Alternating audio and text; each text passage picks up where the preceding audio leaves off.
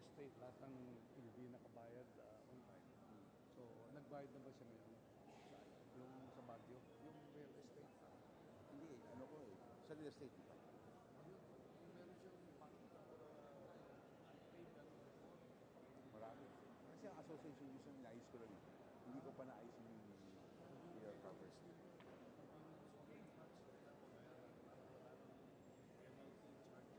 Ano ba po? Ako. Nina.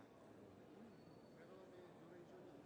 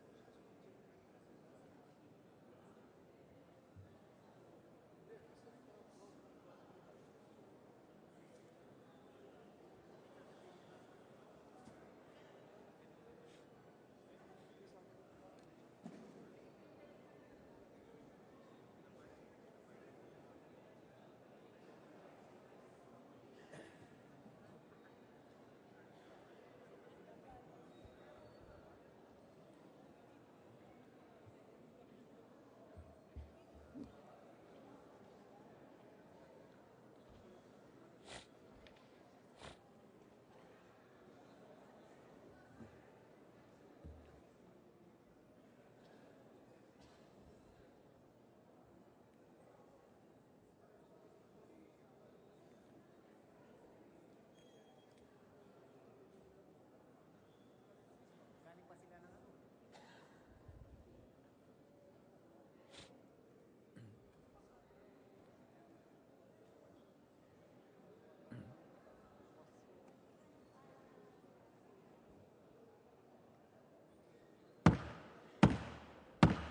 The session is now called to order. Everybody is requested to rise for the singing of the Philippine National Anthem. Bayang magiliw, pero sa silanganan, alam ng puso, sa titik mo'y buhay. Lupang hinirang, duyan ka ng mag-itim, sa manlulupig, di ka pasisingil, sa dagat at bundok, sa simoy at sa langit mong baka, ay nilang ang tula at awit sa paglayang minamahal. Ang kisap ng watawat mo'y tagumpay na nanginginig, ang bituin at araw niya kailan pang may magdidilim. Lupa ng araw ng aming pagsikta, buhay ay langit sa limon. Aming ligaya na pag may mamapit, ang namatay lang dahil sa'yo. Please remain standing for a minute of silent prayer and meditation, especially for our brothers in Marawi City.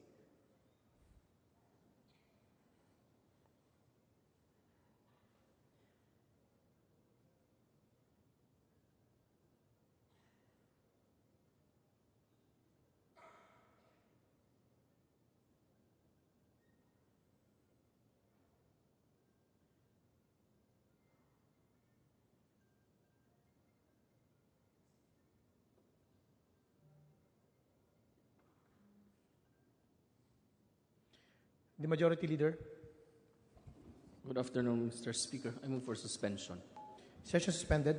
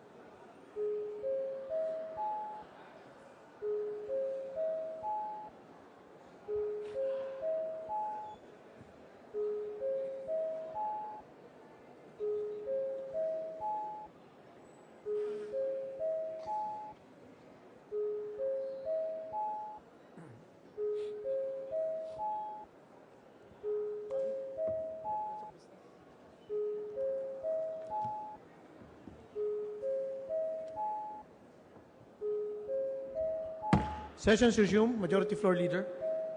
Good afternoon, Mr. Speaker. I move that we defer the roll call. Any objection? Here's none. The motion is approved. Likewise, I move that we defer the approval of the journal. Any objection? Here's none. The motion is approved. Mr. Speaker, I move that we take up reference of business and please direct our Secretary General to read the titles and numbers of the measures. The Secretary General is hereby directed to read the titles, bills, resolutions, committee reports for reference of business. Reference of business, bills on first reading, House Bill 5676, establishing a national mental health policy. Representative Lanete. To the Committee on Health. House Bill 5677, prohibiting the distribution, sale, and use of glyphosate in the Philippines. Representative Casilaw, Sarate, and several others. To the Committee on Ecology. House Bill 5678, prohibiting the distribution, sale, and use of Parkway in the Philippines. Representatives Casilaw, Sarate, and De Jesus. To the Committee on Ecology. House Bill 5679, establishing a financial assistance program for poor litigants. Representatives Nieto and Maceda. To the Committee on Justice. House Bill 5680, amending the Omnibus Election Code. Representative Roman. To the Committee on Electoral Reforms and Suffrage. House Bill 5683, abolishing the Road Board. Representative Stan, Bravo, and several others. To the Committee on Government Reorganization and the Committee on Public Works and Highways. House Bill 5684, granting a franchise to the Iriga Electric Company, Inc., Representative Fortuno. To the Committee on Legislative Franchises. Resolutions. House Resolution 1011, congratulating, commending the Gilas Pilipinas men's national basketball team, Representative Sarawa Punay Bugaching. To the Committee on Youth and Sports Development. House Resolution 1012, congratulating, commending Gilas Pilipinas team, Representative Sambar. To the Committee on Youth and Sports Development. House Resolution 1013, direct the Committee on Agriculture and Food to inquire the current rice supply, Representative Bravo Anthony. To the Committee on Rules. House Resolution 1014, calling for investigation of the DOJ, Representative Harbison. To the Committee on Rules. Messages from the Senate. Message dated May 23, informing the House the Senate on May 22 designated Senators Escudero, Aquino, Recto, and Gatchalian as conferees should the House ask for a conference upon approval of its counterpart version of Senate Bill 1304. To the Committee on Rules. Message dated May 23, informing the House and Senate on May 22 designated Senators Drilon, Angara, and Villanueva as conferees of the Bicameral Conference Committee on the disagreeing provisions of Senate Bill 14 and House Bill 5513. To the Committee on Rules. Committee report number 258 on House Bill number 5707. To the Committee on Rules. The Majority Leader.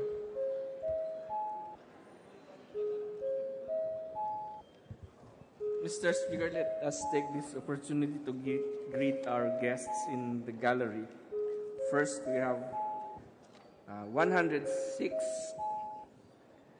cooperatives represented today in the gallery. And we have, from Mindanao, we have cooperatives from Region 9, Region 10, Region 11, Region 12, and Caraga Region. And from the Visayas, we have from Region 6, my region, Region 7, and Region 8. And from Luzon, we have Region 3, Region 4A, Region 4B, Region 5, the CAR and NCR. They are the guests of the gentleman from AGA Party List, Honorable Rico Heron, the gentleman from Coop Natco, Honorable Anthony Bravo, and likewise, the gentleman from Coop Natco, Sabiniano Escamana. Guests of representatives from AGA Party List and Coop Natco from the different regions, cooperatives, welcome to the House of Representatives.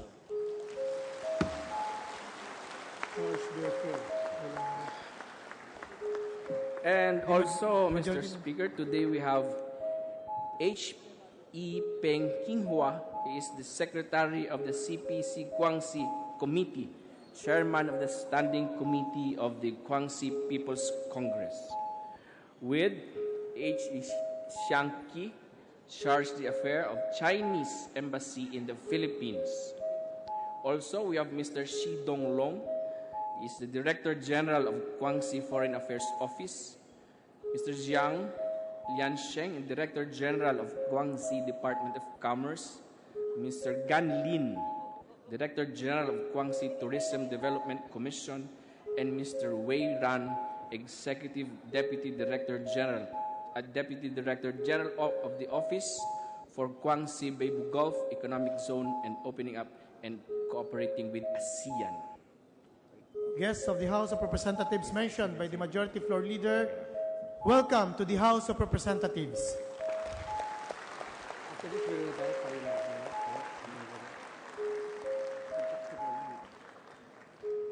The We Majority have, Floor Leader. the guests of the gentleman from Albay, the Honorable Joey Asarte Salceda. They are students from the University of the Philippines, Los Baños, University of the Philippines, Diliman, the Philippine Normal University, pamantasan ng lungsod ng Maynila, New Era University, and Far Eastern University. Guest of Representative Joey Salceda, please rise. Welcome to the House of Representatives. Majority Floor Leader, I move for suspension, Mr. Speaker. session suspended. Yes, pwede mo lang tumaya. Masuspend.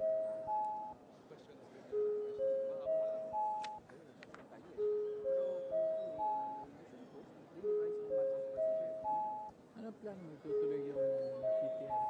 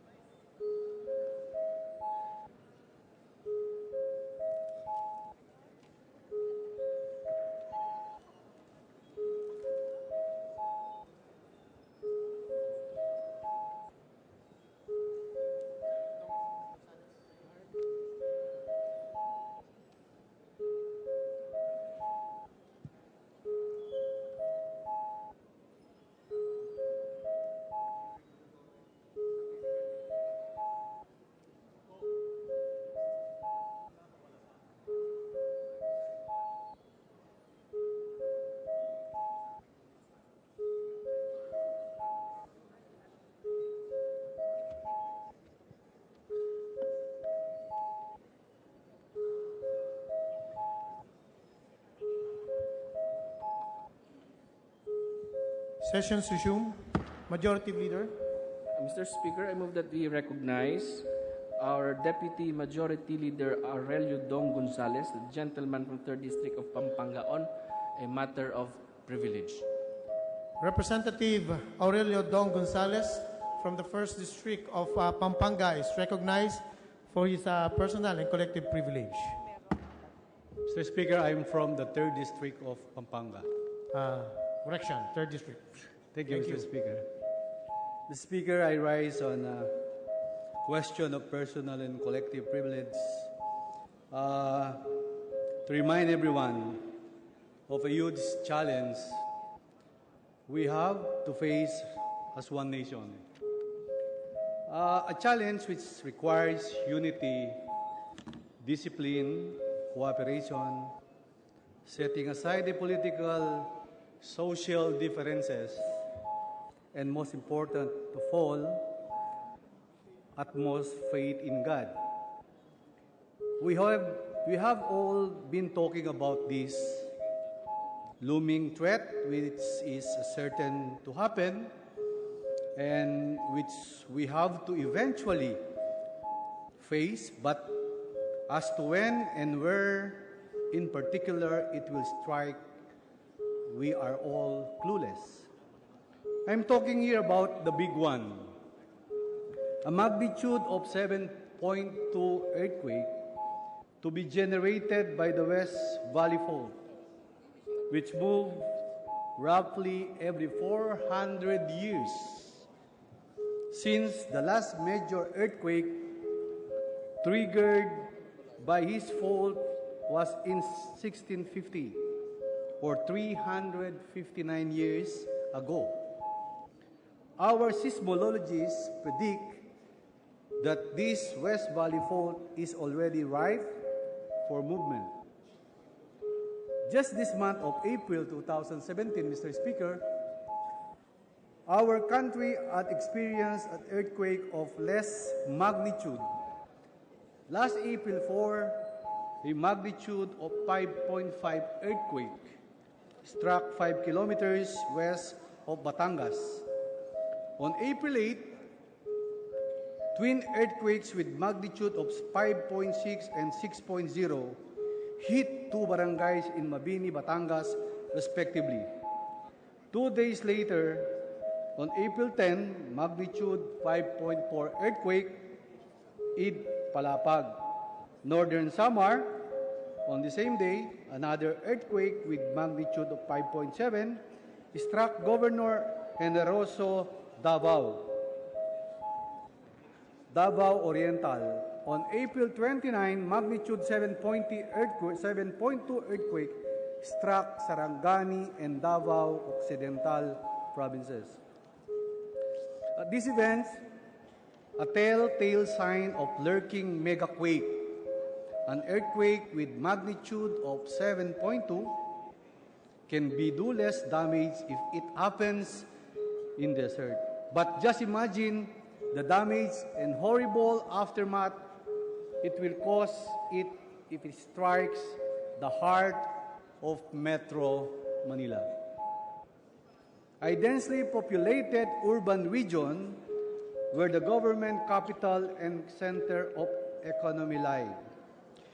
We can just picture a catastrophe of epic proportions, the aftershocks, the great loss of human lives, injuries and trauma, collapse of buildings and structures, impassable roads and bridges, landslides, floods, and tsunamis. We also have to deal with the eventual impact of our economy, transportation, and communication systems. The peace and order situation, the political instability, there will be a chaos, lawlessness, outbreak of disease, lack of basic necessities, and medicine, depression, and mental consequences to the survivors. I do not want to sound paranoid, ruin your calm today, or make you wish that I should not have this privileged speech in front of you, but we must face the reality. We must be prepared. We must just brush off this threat, continue with our daily lives, and when shaking of the ground starts, that will be the only time that we start to continue our senses and press the panic button and knowing where to run, where to hide, and what to do next. We are all aware that our National Disaster Risk Reduction and Management Council, or the NDRRMC, has already come up with plans and preparations and continues to discuss strategies for the earthquake and the devastation it can potentially cause. We even took part in nationwide simultaneous earthquake drills. The Department of Social Welfare and Development, the DSWD, in coordination with other members of the NDRRMC, has even prepared predictive analytics for each humanitarian response to make it better equipped to provide all the assistance the people will need, and if when the big one strikes. But are these preparations enough? Is our government ready for this? Are we, the Filipino people, up to the challenge? Is Metro Manila, as well as the nearby provinces, prepared for this major calamity? But these are the preparations we did. How about our very own Batasang Pambansa complex? Our main building, this Batasang Pambansa, lies only 800 meters from fault, and a recent study identified Batasan Hills as among the 5 spots in Quezon City that may be affected by a major seismic activity. About 2 months from now, His Excellency President Rodrigo Duterte will be delivering his second State of the Nation address here in Batasang Pambansa. The top government officials the lawmakers, the local and foreign dignitaries, known personalities, the media, and the Filipino people will convene in this hall to witness the event. Heaven forbids, but will this building hold if the uninvited big one strikes at that very day? Alam niyo po, Mr. Speaker, itong sinasabi kong ito, napaka-importante po. Sa July 24, magkakaroon po ng State of the Nation Address at siya na po, nakahanda na tayo dito. And the 7.2 earthquake, pag po yan vertical dumaan o dumating sa atin, lahat po tayo dito sa session hall. Hindi na po tayo makakagalaw at hindi po tayo makakatakbo. Our family are here, mga kaibigan, malalapit sa atin ay nandito po sa gallery, manonood ng State of the Nation Address. Ang point ko lang po dito, kailangan po meron tayong preparasyon kung ano ang mangyayari. Hindi po natin masabi. Sa July 24, kung dumating yung big one, alas 4:15 ng hapon, hindi po natin alam. Baka magtago tayo sa ilalim ng mesa, kung vertical po yung dating, hindi na po tayo makakagalaw. And definitely, hindi po tayo makakaligtas. So, Mr. Speaker, yun lang po ang concern ko. Kung yung MMDA, mayroon siyang preparedness sa mga eskwelahan, tayo din po, dito sa Kongreso, kailangan may preparasyon din po tayo dito. Hindi mo natin malaman, God knows, nasa July 24, kaya we have still 2 months to prepare. Andito po lahat tayo, kaya po ako tumayo para malaman po natin, tayo bawat isang mambabatas, na itong big one na to, hindi po natin alam kung kailan to darating. Last 2011, I also had the privilege to rise up in this August hall and speak about the serious threat on the big one. And what happened in the House? The representative complex for this, as an engineer also, I propose a mandatory structural audit of all buildings and structures, particularly in the Hall of Congress, in the House of the People, inside the compound, giving priority to those built prior to 1992. Our main building was built in 1978 without considering the earthquake fault in the area and 3 years prior to the publication of the National Structural Code. In the same speech, I also suggested that we need to look again the civil engineering curriculum being used on our schools and see if this updated and current, as we have to be sure that the civil, structural, earthquake, seismic analysis, engineering courses conforms, at least approximates the one being used in Japan and other earthquake countries prone where building designs are meant to withstand major earthquakes. I also stated in my speech that we need to check our infrastructures have enough factor of safety to overcome a high magnitude earthquake. This is important to determine the need to upgrade the factor of safety in our infrastructure designs and to reinforce existing structures. Looking back at these proposals were the necessary steps undertaken. Now, I am once again standing in front of you in this August hall with the same questions that continue no longer in my mind. What have we done and what we must still to be faced impending big one and survive as a nation. We have to admit that despite our preparations, we cannot guarantee zero casualty and insubstantial damage. However, we can cut down and reduce casualties and damages by focusing on the following steps. First, we have to develop national governance and business systems that are resistant to strong earthquakes. Second, we have to improve resiliency or urban structures and settlement. Third, we have to enhance current risk and emergency management. Fourth, we have to enhance the community disaster management capacities. Fifth, we have to formulate the reconstruction system. At last, we have to promote research and technology development.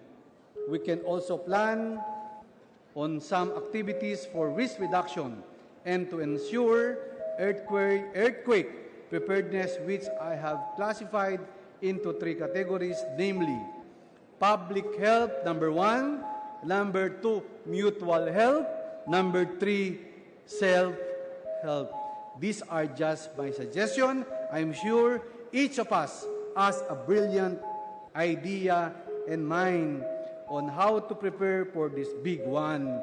As legislators, it is within our power to craft the necessary laws to augment our preparation for this calamity. Let us not waste time. Through our collective effort, we can face this challenge and achieve. As the clock continues to click, each hour counts and each day matters. With a sense of urgency, I challenge my colleagues, I dare the government, I urge the Filipino people to do their respective roles in preparation for this test of a lifetime. So, Mr. Speaker, on that note, maraming salamat po. Dakal pong salamat kaya kayuan, kareng kanakong kayabit, kiniking House of Representatives. Dakal pong salamat po. The Majority Leader.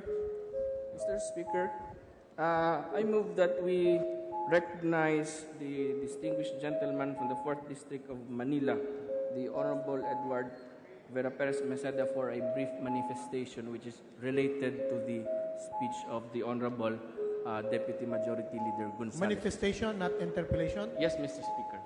Representative Maceda from Manila is recognized for his manifestation. Hello. Thank you, Mr. Speaker.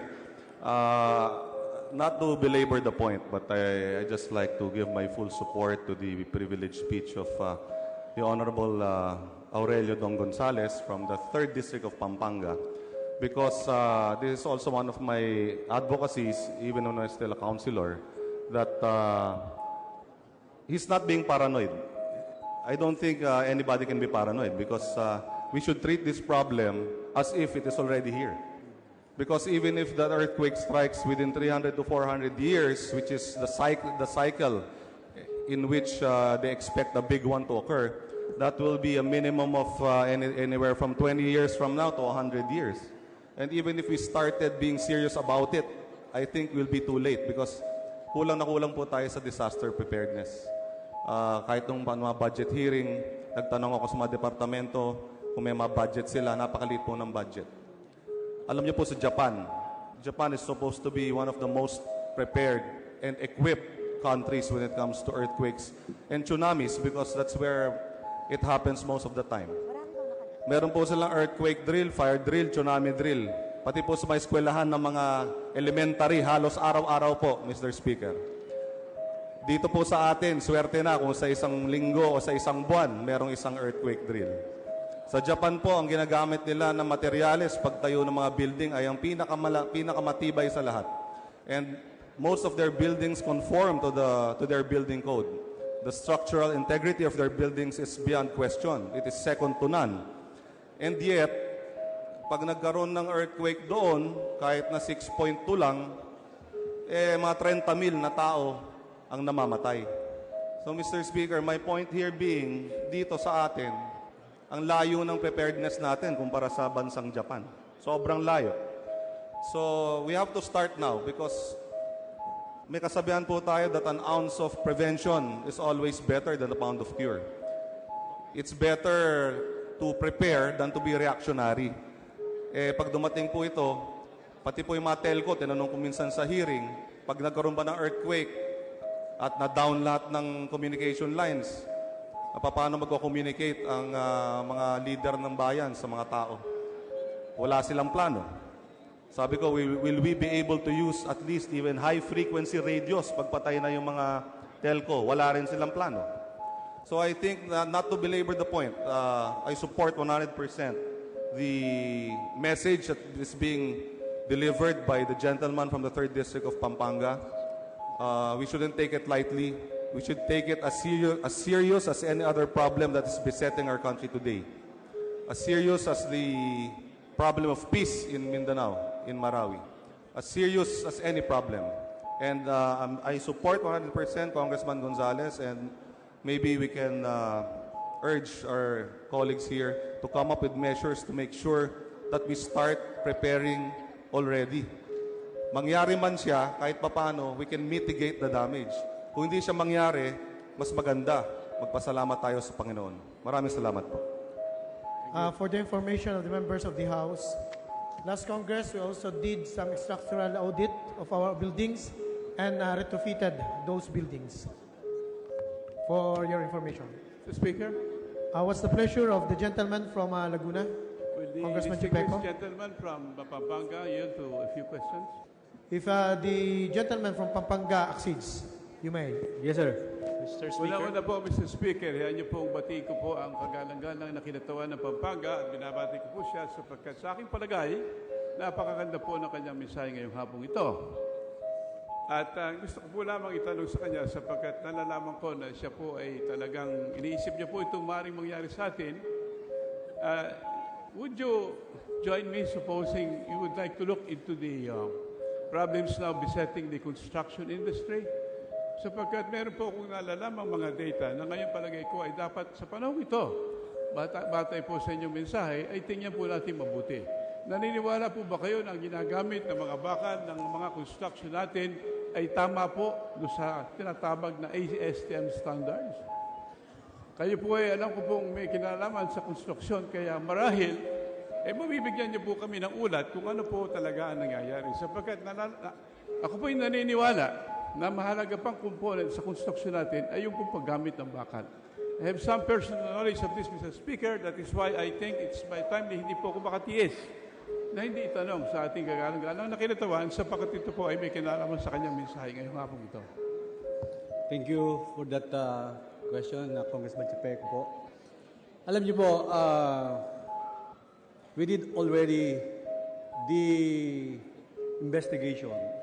Investigation meaning sa engineering, if the strength of materials, you're asking if the specification of yung mga reinforcement steels, angkop po yan sa ASTM.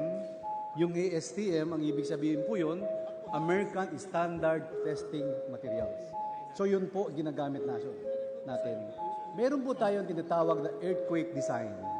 Earthquake design, yun po ay pinapag-aralan ng mga civil engineering at mga structural engineering. Pag gagawin mo ang isang struktura, you have to investigate kung safe po ang design ng isang building. Like for example, Mr. Speaker, this this Batasang Pambansa, I think the actual magnitude design of this is 7.2 or less than 7. And it was built in 1992. Alam niyo po, ang sinasabi ko po dito, kailangan po may preparedness din po tayo. May earthquake drill po tayo. Kung ang dumating po na earthquake is 7.2, we are at the epicenter of 800 meters sa West Fault. At kung dumating po yun, ang sinasabi ko po, from today, tinatawagan ko po, bawat isa sa atin, na magkaroon po tayo ng earthquake drill. Nakaupo po tayo lahat dito sa July 24. Sa July 24, mag-start eksakto ang SONA ng Presidente alas 4. Pag dumating po yan, alas 4:05, alas 4 Gs, anong gagawin natin, tayong mga mambabatas? Anong gagawin natin? Meron pong mga tao dyan sa bleachers, yung asawa natin, yung pamilya natin, yung anak natin, nandyan, mga bisita natin. Ang gagawin natin, pag 7.2 vertical, hindi na po tayo makakagalaw dito. Hindi po tayo makakatakbo, hindi po tayo makakalabas. Tatago lang po tayo sa ilalim ng mesa. Kaya yun po sinasabi yun. Number one, if the structural analysis of those buildings they are implementing now is under specification. Opo, naniniwala po ako Mr. doon. Speaker, ang gusto ko lamang maliwanagan sa ating kinatawan ng Pampanga sapagkat naniniwala po ako, marami ngayong mga ginagawa. Sa napakaraming mga buildings na ngayon ay kumakalat sa buong Metro Manila, na sa aking pong palagay ay hindi gumagamit ang tamang sangkap sa konstruksyon.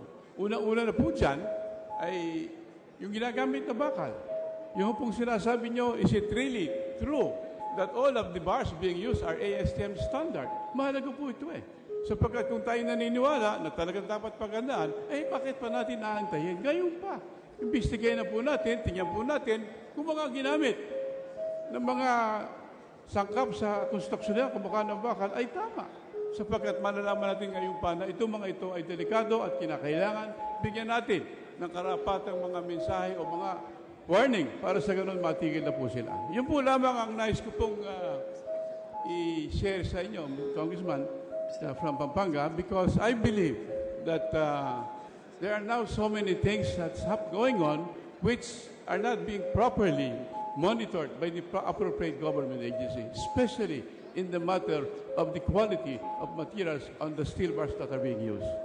So would you agree with me that perhaps together with so many others, we can file a resolution to conduct perhaps an investigation on all of these things that are being used for purposes of construction, especially in Metro Manila?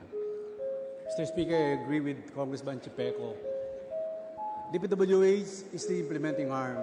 The different agencies are the implementing arm. They are the lead agency.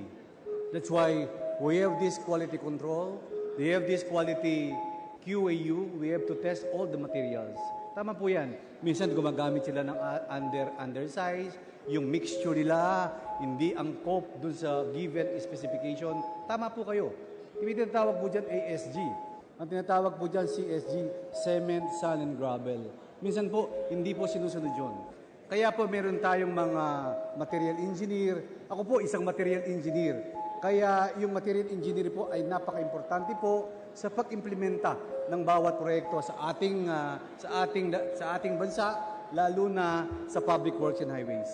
Well, Mr. Speaker, I would like to thank the gentleman for his manifestation. And also, again, may I congratulate him for his timely warning, because I think it's really time that everybody of us will be concerned and will really try to look into this matter. Maraming pong salamat. Thank you, Mr. Speaker. The Majority Salamat Leader. po. Mr. Speaker, I move that we recognize Buhay Party List Congressman Lito Atienza for his interpellation.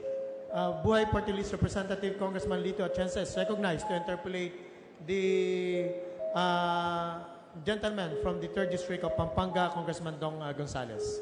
Yes, sir. Salamat po. Mr. Speaker, the message of the gentleman from Pampanga is most timely. It's most relevant and needing immediate reaction. Sapagkat yung tinuran niya ay lahat po ay nakaakma ng panganib sa lahat ng ating kapuluan. The earthquakes that are now happening are definitely stronger than yesteryears. An earthquake of 5-something is now common in the islands.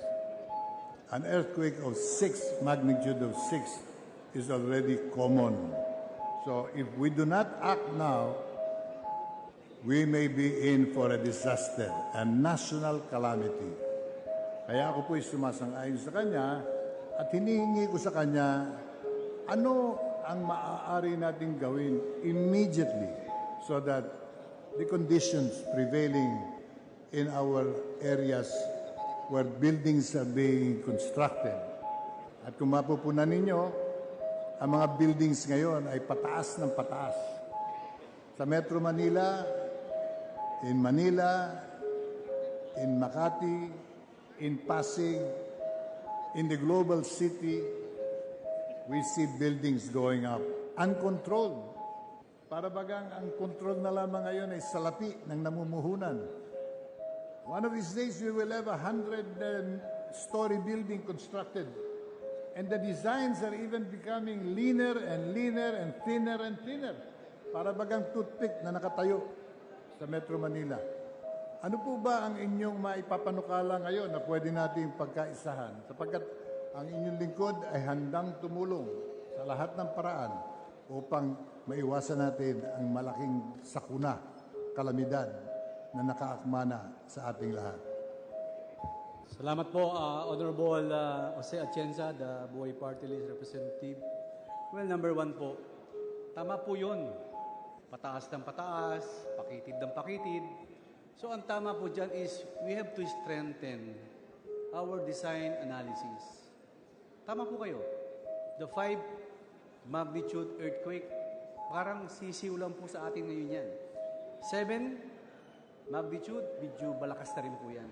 Pataas na po ng pataas. Like in IT, in other countries, nagkaroon po tayo ng earthquake ng 8 magnitude. Kaya ang sinasuggest ko po, kung narinig po ng ating kasama dito, number 1, sa engineering courses, sa CHED, we have to augment subjects for structural analysis. What is this? These are the design for earthquake, design for steel, and we are adapting. But I think on our curriculum, hindi pa po sapat para sa ating mga civil engineering students. Kaya ako, nag-file po ng isang panukala to strengthen our subject, especially for the structural analysis for the students of Civil Engineering and Association of Structural Engineering of the Philippines. Pangalawa po, tama po kung ano ang pwede natin gawin. Ang pinakamagandang gawin po natin ngayon, na ginagawa na po ng pangkalahatan, ang concern ko po dito, ang pinaka-concern ko po dito, Mr. Senior Minority Leader, Mr. Speaker, yung State of the Nation ng Pangulo. Wala po tayong preparasyon. And I'm urging this august body na while we are on break, kailangan po magkaroon tayo ng preparedness kung ano ang pwedeng gawin. Sinabi ko po, kung darating yan sa State of the Nation address, alas 4:05, alas 4 Gs, nandiyan po lahat yung mga BIP natin. Nandiyan po ang Pangulo ng Pilipinas, nandiyan po yung Vice President natin, nandiyan po yung Senate President natin, nandiyan po yung Speaker of the House natin, nandiyan po ang Court Justice natin, ang ating Justice Sereno. So lahat po, pag dumating po yun, ano ang pwede natin gawin? May ligtas muna natin itong mga leader natin palabas para hindi lahat lalaki at mahalo dito sa sakunang darating na hindi natin sinasabing darating po yan. God knows kung kailan po yan. Naghahanda lang po ako at sana po pwedeng tawagin and I'm urging this, the Sergeant at Arms, this August body, para sana while we are on break, we have this preparedness, this earthquake drills na pwede natin gawin on July 24. Mr. Speaker, so it is my understanding and appreciation that the gentleman is proposing an honest-to-goodness building structural inspection all over, starting with the building of the Batasan Pambansa. Sapagkat sabi nga po niya, baka ito po unang-unang mag-iba sapagkat ito po ay napakalaking area na wala pong gaanong suporta. We are not sure if this structure will hold. Definitely, Mr. Speaker, 7.2 earthquake. Una pong babagsak yan. Pinakauna pong babagsak yan. That is equivalent to hindi ko po tinatakot yung mambabatas. Sinasabi ko lang po, pinakaunang babagsak ang batas sa pambansa. Unang-unang matutupok ay mga mambabatas ng ating bansa. Hindi po ba medyo nakakagulantang yan na kailangan ay aksyonan na natin ngayon? I agree with the gentleman that this structure has no guarantee whatsoever. In the first place, this was built when we had martial law. No one dared question anything that the engineers then and the public works people then constructed.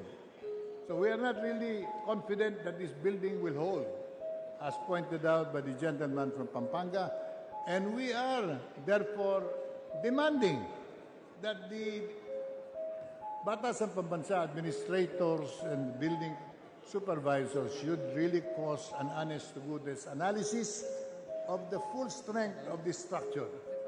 Otherwise, we may all disappear in one act of nature. I don't know how to interpret that, but when that happens, the whole Philippine government could be annihilated and possibly liberated.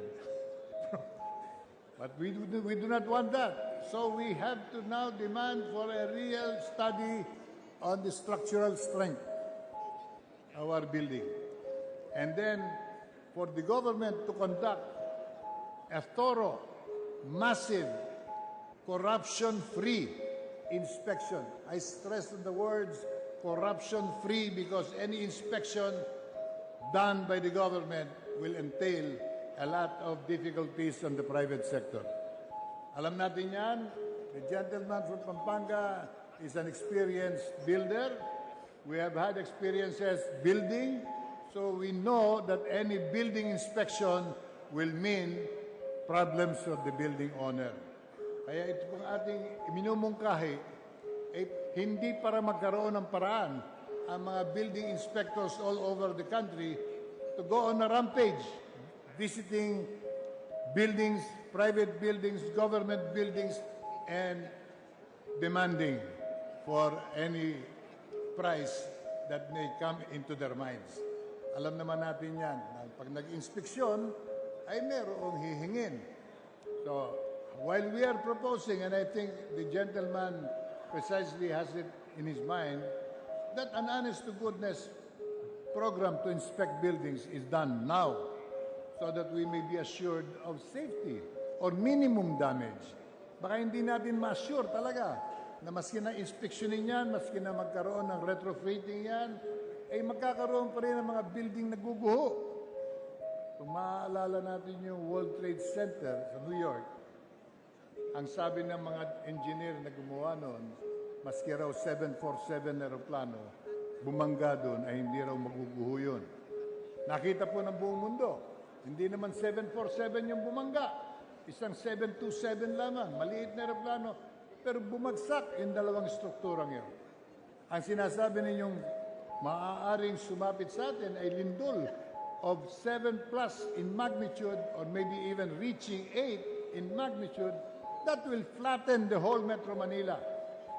And I am afraid right now no one can assure us of the safety of our buildings. Until and when that study is done, probably caused by a resolution coming from Congress, and I would be willing to join the congressman if he causes this resolution to require all buildings or building owners to now cause the inspection of their buildings to make sure that they are prepared for any eventuality. And another point is, Mr. Speaker, while we are doing the actual homework now, hindi po ba magandang yung ating building code na sinusunod na lahat ng mga engineers, ng mga arkitekto, ng mga LGUs, ay atin ang i-adjust to reality. Huwag na natin payagan ng mga skyscrapers because hindi po talaga tugma dito sa ating bansa, lalo na sa Metro Manila where the earthquake line is already defined. Meron tayong tinatawag na Marikina Fault na kapag malakas ang lindol, baka dito sumentro ang pinsala ng lindol. Di po ba magandang bigyan na natin ng kontrol ang pagtatayo ng gusali? Katulad po ng ginawa sa Japan. Hindi po pwedeng magtayo ng matataas na gusali ron in certain areas because they know that they are in danger if they construct buildings which are not safe in case of an earthquake. Right now, earthquakes are becoming common in our country. So therefore, it is time that we also adjust our building code. Tama po ba yun? Do you agree with that? I agree with you, Senior Minority Leader. And I filed already the amendment of this National Building Code to revisit and to amend this National Building Code. So, number 2, yung pong sinasabi nyo na na kung paano natin palakasin to investigate all private and government. I did that already. In 15th Congress, I filed already a resolution to investigate all this building constructed in 1972 na angkop sa National Building Code of the Philippines para maimbestiga po natin kung mag-hold pa yan, kung darating yung 7.2 magnitude, okay pa rin po yan. Kung less than that factor of safety, so that we can tell to the owner na hindi na po safe yung kanilang building. Kung kailangan, i-R&R na po yan, remove and replace, para for the safety of the Filipino people and yung pong mga gumagamit sa mga building nila. Yung po, Mr. Senior Deputy Minority Leader, ginagawa ko na po yun. With that statement, Mr. Speaker, of the honorable gentleman from Pampanga, we therefore urge the Committee on Public Works, possibly handling the proposed course of action of the gentleman to prioritize this particular submitted House bill na kailangan po nating bigyan ng pansin at hindi natin isama sa takbo ng panahon sapagkat baka hindi po tayo umabot sa sinasabi nating time frame or timetable. Kung maaari, bukas na bukas, talakayin na natin ito sa committee para mabigyan po ng pansin ang ating building code, which is the Bible of builders and engineers all over the country. Otherwise, buildings as we have described them, getting thinner and thinner and taller, I really am scared. When I look at the building as thin as the buildings that we have now, wala nang inisip ko hindi yung mga units ng condominium na magagawa nila, na maibebenta, hindi po iniisip ano mangyayari kung magkaroon tayo ng malaking lindol sa Metro Manila. It is projected, it is analyzed, it is studied scientifically, although we cannot predict it. We know that an earthquake is going to come when nobody knows. But it could be tonight, it could be tomorrow. So before it's too late, we urge the leadership of the House to schedule immediately action on the proposed measures of the gentleman who brought this matter to our attention today. Thank you po, Mr. Speaker, and I'm very thankful to your support and to the whole body to support this, I think, my agenda for this afternoon. Thank you, Mr. Speaker. Mr. Speaker, I'd like to congratulate and commend the gentleman for bringing this matter seemingly unimportant because it has not happened yet. But when it does happen, we may not even be around to appreciate the message of today. Gumalaw na tayo ngayon, lalo-lalo na ang building administrator nitong batas ng pambansa. Kung yung ulan, tumatagos na dahil tumutulo po rito madalas. Yung pa bang ating kalasag sa anumang mapinsalang lindol na siguradong tiyak na tiyak darating dito sa ating panig na ito. Up to when, we do not know. We congratulate the gentleman as it is a most timely reminder. As we tackle day-to-day problems of the nation, we should tackle this particular problem which could erase the whole of our region if we do not act now.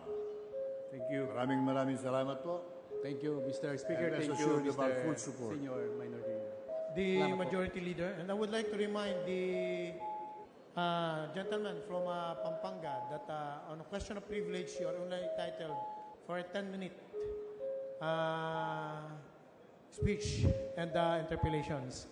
And we exceeded. We have already have a 1 hour and 41 minutes. The Majority Leader. Mr. Speaker, may I request for an extension because we still have another interpellator, Mr. Speaker. There's a motion to extend the time of the gentleman from Pampanga. Any objection? Here's none. The motion is approved. Thank you, Mr. Speaker. Mr. Speaker, the next member who wishes to interpolate, or the last interpolator, is a gentleman from the 2nd District of Pangasinan, Honorable Leopoldo Batawil. I move that we recognize him for his interpolation, Mr. Speaker. Thank you. This gentleman from Pampanga accedes to the request of the gentleman from Pangasinan. Yes, Mr. Speaker, I will entertain. The gentleman from Pangasinan is recognized, Congressman Batawil. Thank you very much, Mr. Speaker. Thank you very much, dear colleague from Pampanga. My concern is very something serious that we should consider. The Philippines is the third most disaster-prone country in the world, and located along the Pacific Ocean's ring of fire and having 5 major fault lines, and it is vulnerable to disasters such as earthquakes. The privileged speech of the gentleman from Pampanga is very timely indeed. The country is no stranger to earthquakes, but one of the most memorable to hit is the quake that hit the island of Luzon 26 years ago. That powerful quake resulted in a number of collapsed buildings and thousands of lives lost. At around 4 p.m., July 16, 1990 to be exact, a magnitude of 7.8 earthquake hit northern and central Luzon. Its epicenter was recorded in Nueva Ecija, and the shaking lasted for about a minute, followed by many aftershocks thereafter. Among the hardest hit areas were the cities of Baguio, Cabanatuan in Nueva Ecija, and Dagupan in Pangasinan. Mr. Speaker, I was then the Assistant Commandant of Cadets at the Philippine Military Academy when this thing happened. I was then presiding a coordinating conference among my tactical officers and members of the academic group, discussing about matters pertaining to the quality of training of our cadets. When this thing happened, my order was, everybody under the table, and everybody followed my order. Tactical officers, professors were under the table where we were having a command conference. And then the shaking didn't last. We were afraid that the building where we were having a conference would collapse. And so I ordered, vacate the building. Everybody is scampered wherever they can just to vacate the building. And the shaking continued. No? And thereafter, when we were out there in the open, we saw that there was a loud bang, and then there was a cloud, a mushroom-like formation of dust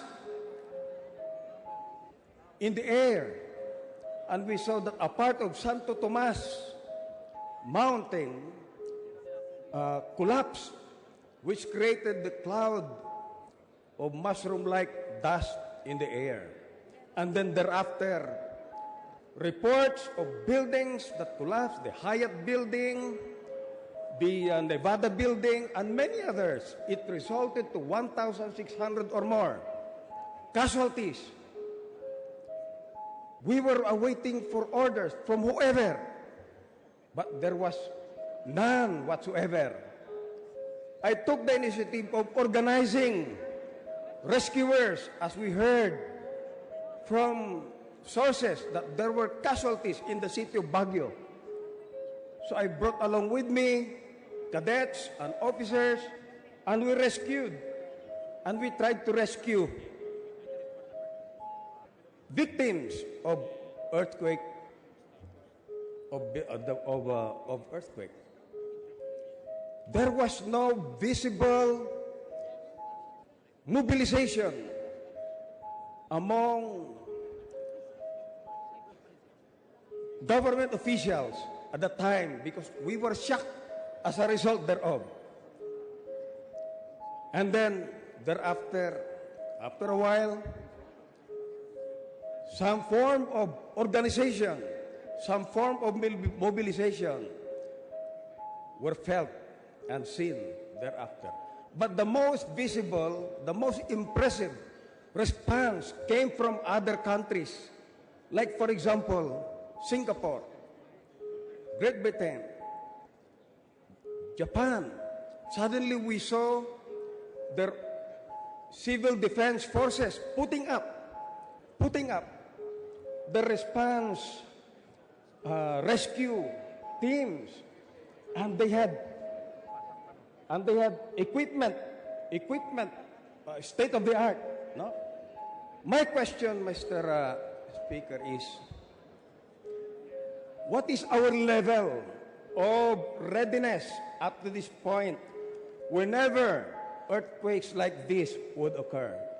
May I know if you have somehow networked with other agencies of government, if we have already attained that level of readiness so that we'll be able to respond to the needs of our people? Salamat po, Mr. Speaker. Yun lang po ang sinabi ko kanina. Congressman Batawil, salamat. Yun po kasi ang sinasabi ko na kailangan meron tayong preparedness na gagawin. We have still 2 months. Of course, sabi ko nga, God knows na alimbawa, kamukha nung sinabi mo, there's a national government na nagre-response sa tawag mo. At ito po, kailangan po magkaroon tayo ng drills.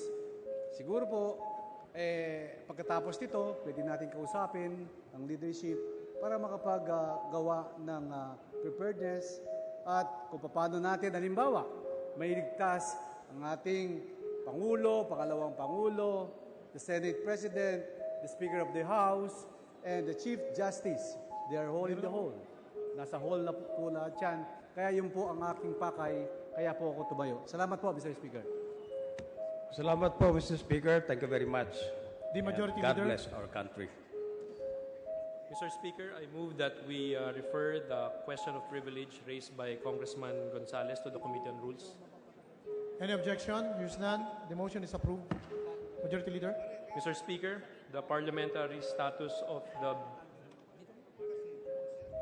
Sorry, Mr. Speaker, under the calendar of unfinished business, I move that we resume consideration of House Bill number 5636 as contained in Committee Report number 229. And for this purpose, may I ask that the Secretary General be directed to read the title of the bill. The Secretary General is hereby directed to read the title of Committee Report 229 and House Bill 5636. House Bill number 5636. An act amending sections 5, 6, 22, 24, 25, 31, 33, 34, 79, 84, 86, 99, 106, 107, 108, 109, 116, 148, 149, 155, 171, 232, 237, 238, 264, and 288.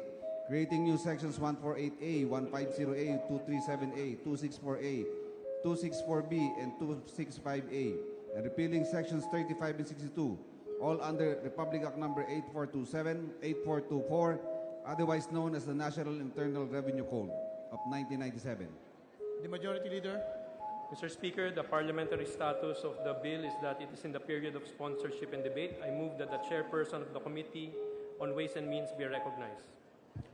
The chairperson of the Committee on Ways and Means is recognized. Mr. Speaker. What is the pleasure of the gentleman from the First District of Albay? I rise on a point of order. What is the point of order? We should first establish a quorum because under our rules, we could not conduct business without a quorum. So we will have to call the roll to establish a quorum. The Majority Leader. I move that we suspend the consideration of House Bill number 5636 contained in Committee Report 229. Any objection? Here's none. The consideration of House Bill 5636 under Committee Report 229 is suspended. Majority Leader. Mr. Speaker, I move that we call the roll of members.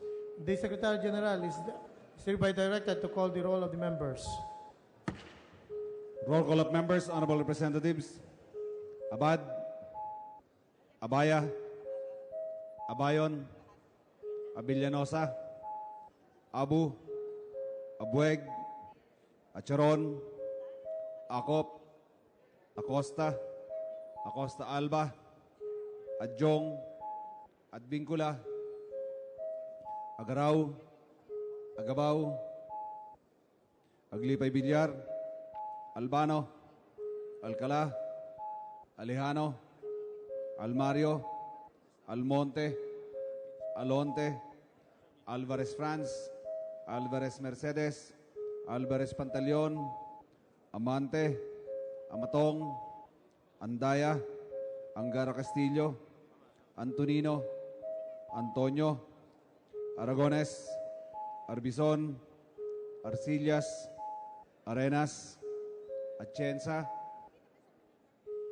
Aumentado, Bagaw, Bagaching, Bagilat, Banal, Barbers, Barsaga, Batawil, Batocabe, Bautista Bandigan, Belaro, Belmonte Feliciano, Belmonte Jose Christopher, Belmonte Ricardo, Benitez, Bernos, Bertiz, Biason, Billones, Biron, Bolilia, Bondok, Bordado, Bravo Anthony, Bravo Marabida, Brosas, Bulot Bigtang, Cagas, Calderon, Calix Rubiano, Caminero, Campos, Canama, Cari, Casilaw, Castelo, Castro France, Castro Fredenil, Catamco, Cayetano, Celeste, Serafica, Cirilles, Chavez,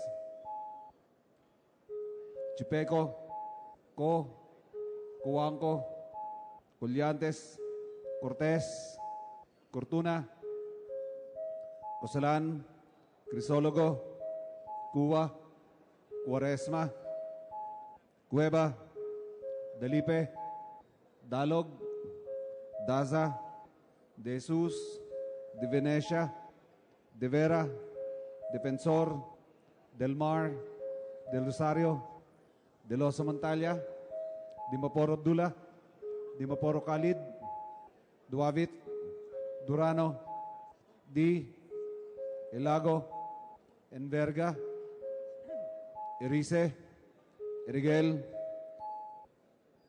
Ermita Buhain, Escudero, Espina, Espino, Estrella, Eusebio, Ibardone, Fariñas, Fernando, Ferrer Juliet, Ferrer Luis, Feriol, Floirendo, Flores, Fortun, Fortuno, Fentebella, Garbin, Garcia Gwendolyn, Garcia Jose, Garcia Albano, Garin Richard, Garin Sharon, Gasataya, Gatchalian, Heron, Goana Cristina, Gomart, Gomez, Gonzaga, Gonzales Alexandria, Gonzales Aurelio Dong, Gonzales Fernando, Guriseta, Gulyas, Hernandez, Herrera D, Hofer, Halasos,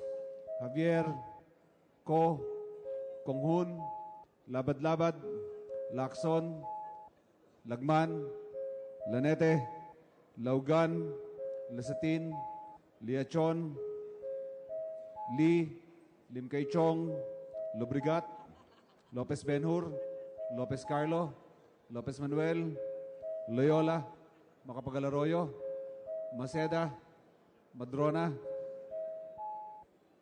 Malapitan, Manalo, Mangawang, Mangudadato Suarto, Mangudadato Sajid, Marcoleta, Marcos, Mariño, Marquez,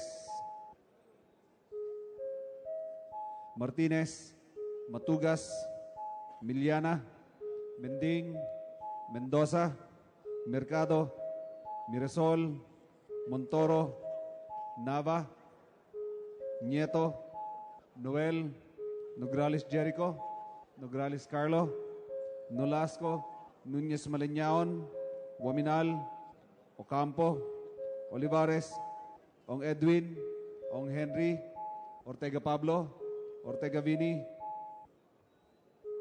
Pacquiao, Paduano, Palma, Pancho, Panganiban, Panotes, Papandayan, Pichay, Pimentel, Pineda, Plaza, Primicia Sagabas, Kimbo, Radasa, Ramiresato, Ramos, Relampagos, Revilla, Roapuno, Robes, Rocamora, Rodriguez Isidro, Rodriguez Maximo, Roman, Romero, Romualdez, Romualdo, Roque Hari, Roque Rogelio, Sakdalan, Sagarbaria, Sahali, Salceda, Salimbangon, Salo, Salon, Sambar, Sandoval, Santos Recto, Sarmiento Cesar, Sarmiento Edgar, Sevillano, Sema, Xiao, Silverio, Singson, Swansing Estrelita, Swansing Horacio, Suarez, Si Alvarado, Tambunting, Tan Angelina, Tan Milagrosa, Tan Shirney, Tejada, Teves, Chanco, Ting, Tino, Tolentino, Treñas, Tugna, Tupas, Turabinataman, T, Umali, Unabia, Ungab, Unico, Uy Juliet, Uy Rolando, Uy Bareta, Vargas, Vargas Alfonso, Velarde, Velasco, Velasco Catera, Veloso, Vergara, Villapuerte, Villanueva, Villarasa Suarez, Villarica, Villarin, Villago, Yap Artur, Yap Melesio, Yap Victor, Yu, Zamora Mar Carmen, Zamora Ronaldo, Zarate, Subiri.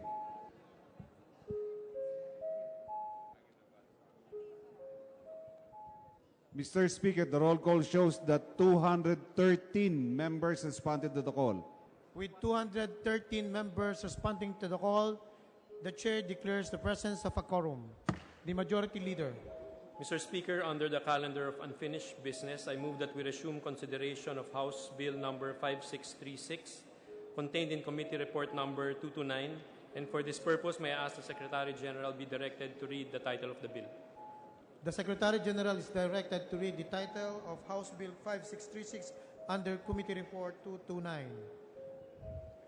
House Bill number 5636, an act amending sections 5, 6, 22, 24, 25, 31, 33, 34, 79, 84, 86, 99, 106, 107, 108, 109, 116, 148, 149, 155, 171, 232, 237, 238, 264, and 288.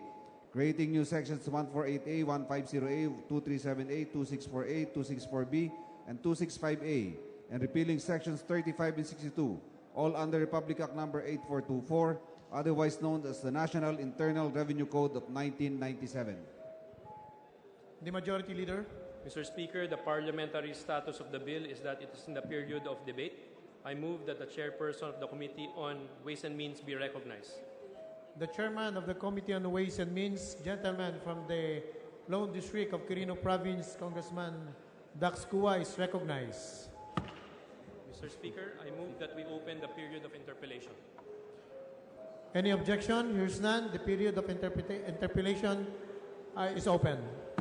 Mr. Speaker, I move that we recognize the gentleman from the 3rd District of Negros Oriental, the Honorable Arnulfo Teves Jr., for his interpellation. The gentleman from the 3rd District of Negros Occidental, Congressman Ernie Teves, is recognized to interpellate the chairman of the Committee on Ways and Means. Thank you, Mr. Speaker. Good afternoon, everybody. I would like to ask the honorable sponsor, if they would confirm that by fixing customs collections, we could collect 230 billion more.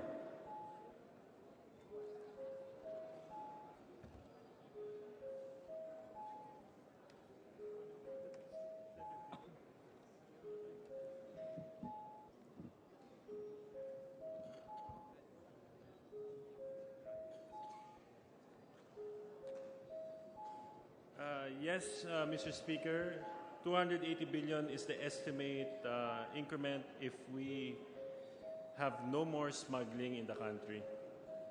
Is that 230 or 280?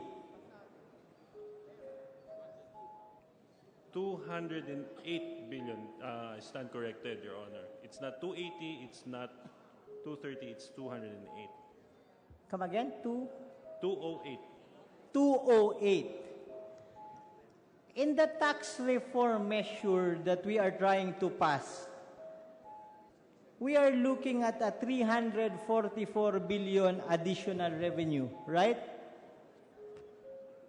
That's correct, Mr. Speaker. 344 less 200 or 208 is about 144 billion.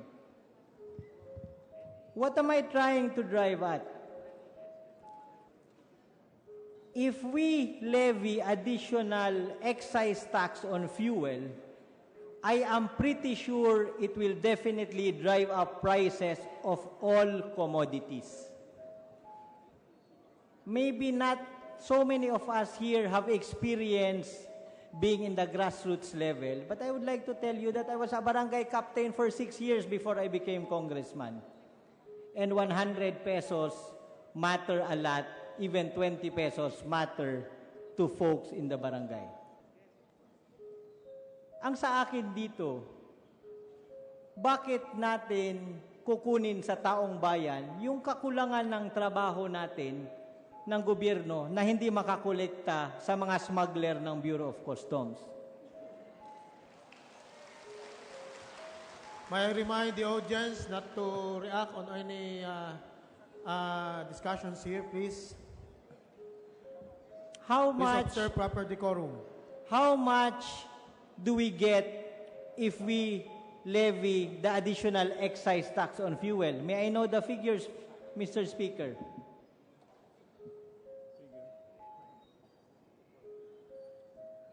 $74 billion, Mr. Speaker, sa unang taon. 74 billion. So if we do proper collections at the Bureau of Customs, which will amount to 208 billion, then we could easily cover the 70 plus billion that we will be levying from the poor or from all the citizens of this country. Again, bakit bubuwisan ang mahihirap kung pwede naman natin ayusin ang trabaho natin at buwisan ang dapat magbayad sa ating gobyerno, which is the smugglers who are doing their business sa customs natin. I would like to ask the honorable sponsor, can we not do customs collection instead of collecting excise taxes from the poor citizens of this country? Mr. Speaker, napakaganda ng punto ng ating kasamahan mula sa Negros. Ako rin ay kumakaisa sa kanya sa laban against smuggling. Ito ay isang problema ng ating bayan na matagal na at malalim na ang ugat na hindi dapat natin pahintulutan at dapat seryosohin ng bayan ng gobyerno ang laban. Ngunit nais ko lang pong ipakita sa ating lahat na ang tax reform is not about taxing the poor. A tax reform is about fixing what is wrong with our economy. Tax reform, Mr. Speaker, is about trickle down, bringing the economic fruits of our country to the grassroots level. Nabalita natin na sa nakaraang 5 hanggang 10 taon, naririnig na ating taong bayan hanggang sa barangay. 7%, 6%, fastest growing economy in Asia. Ngunit hindi nararamdaman ng ating kababayan. Hindi nila nakikita ang kagandahan ng buhay. Naiiwan ng kayamanan sa ilang pamilya na mayaman na dati pa. Mr. Speaker, tax reform is about taxing the rich more and giving better services to the people. Yung mismong mga kabaranggayan ni Congressman Teves, ang gusto natin bigyan ng mas magandang kalsada, inter-island bridges, mas magandang classroom, training para sa kanilang guro. Yan po ang hangarin ng tax reform. Dapat po makita natin kung sino ang bubuwisan at saan dadalhin ang mga koleksyon. Mr. Speaker, granting that it is not taxing the poor, it is taxing everyone.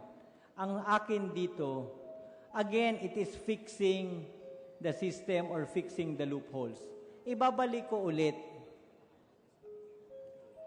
Bago tayo maglagay ng bagong buwis, kolektahin muna natin yung dapat natin makolekta.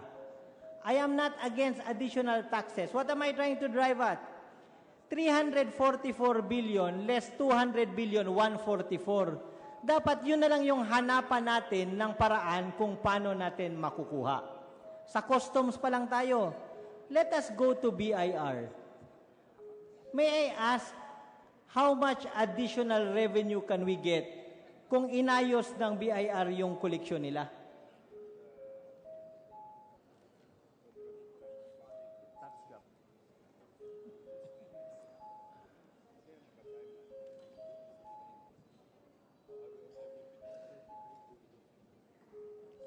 Mr. Speaker, ang tax gap natin ay 433 billion.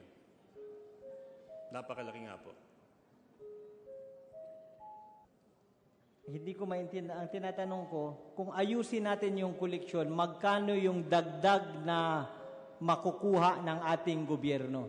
Para naman maintindihan ng taong bayan. 20 billion, 5 billion, 1 billion. Ibig ko sabihin, kung ang koleksyon natin ngayon is ganito, kung inayos natin yung koleksyon, mawala yung tax evaders, magbayad lahat ng tamang buwis, magkano ang madadagdag sa kaban ng gobyerno? Sa BIR lang, ha?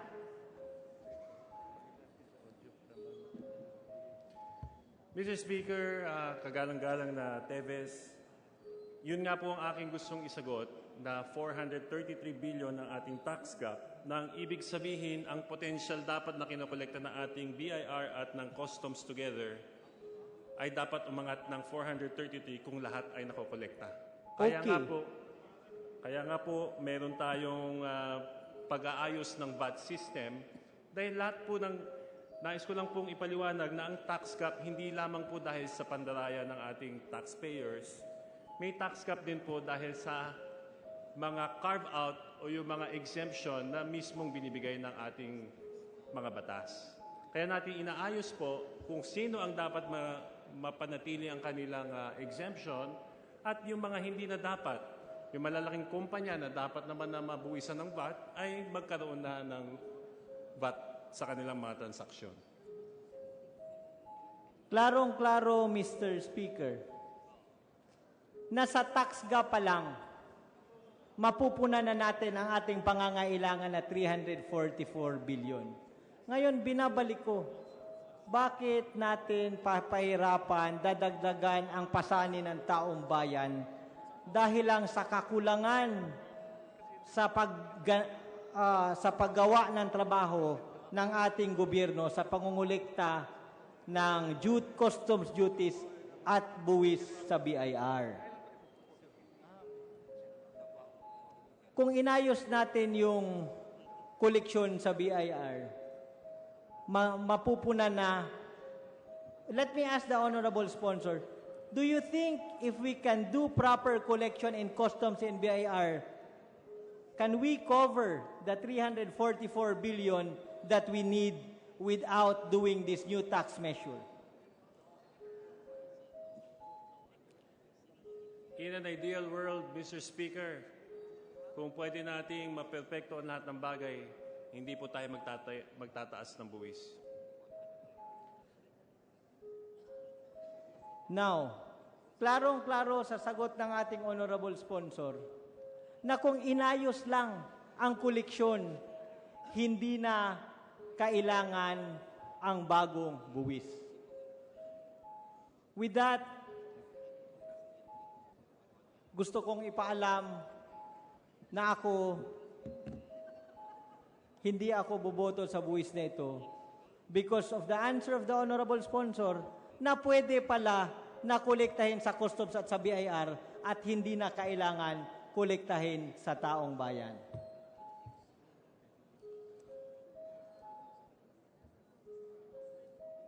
Again, I would like to call on my colleagues. Pareho tayong may constituency. Pareho tayong nagdidil sa mga taong bayan. Let us stop pursuing collection of additional excise tax, more so on fuel, and let us tax smugglers and tax evaders instead. Meron pa akong maraming gusto sabihin dito pero baka matamaan na naman yung ibang kumpanya. Nakikita ko kasi na marami sa mga kumpanya at tinatanggap ng BIR, I already discussed it on the sidelines, na yung kinokolekta palang buwis ng iba, binabase lang sa kung anong sinasabi ng kumpanya. At sa tingin ko, hindi nila gaanong na-check. And I just don't wanna name it here because tingin ko hindi na kailangan dahil sinabi na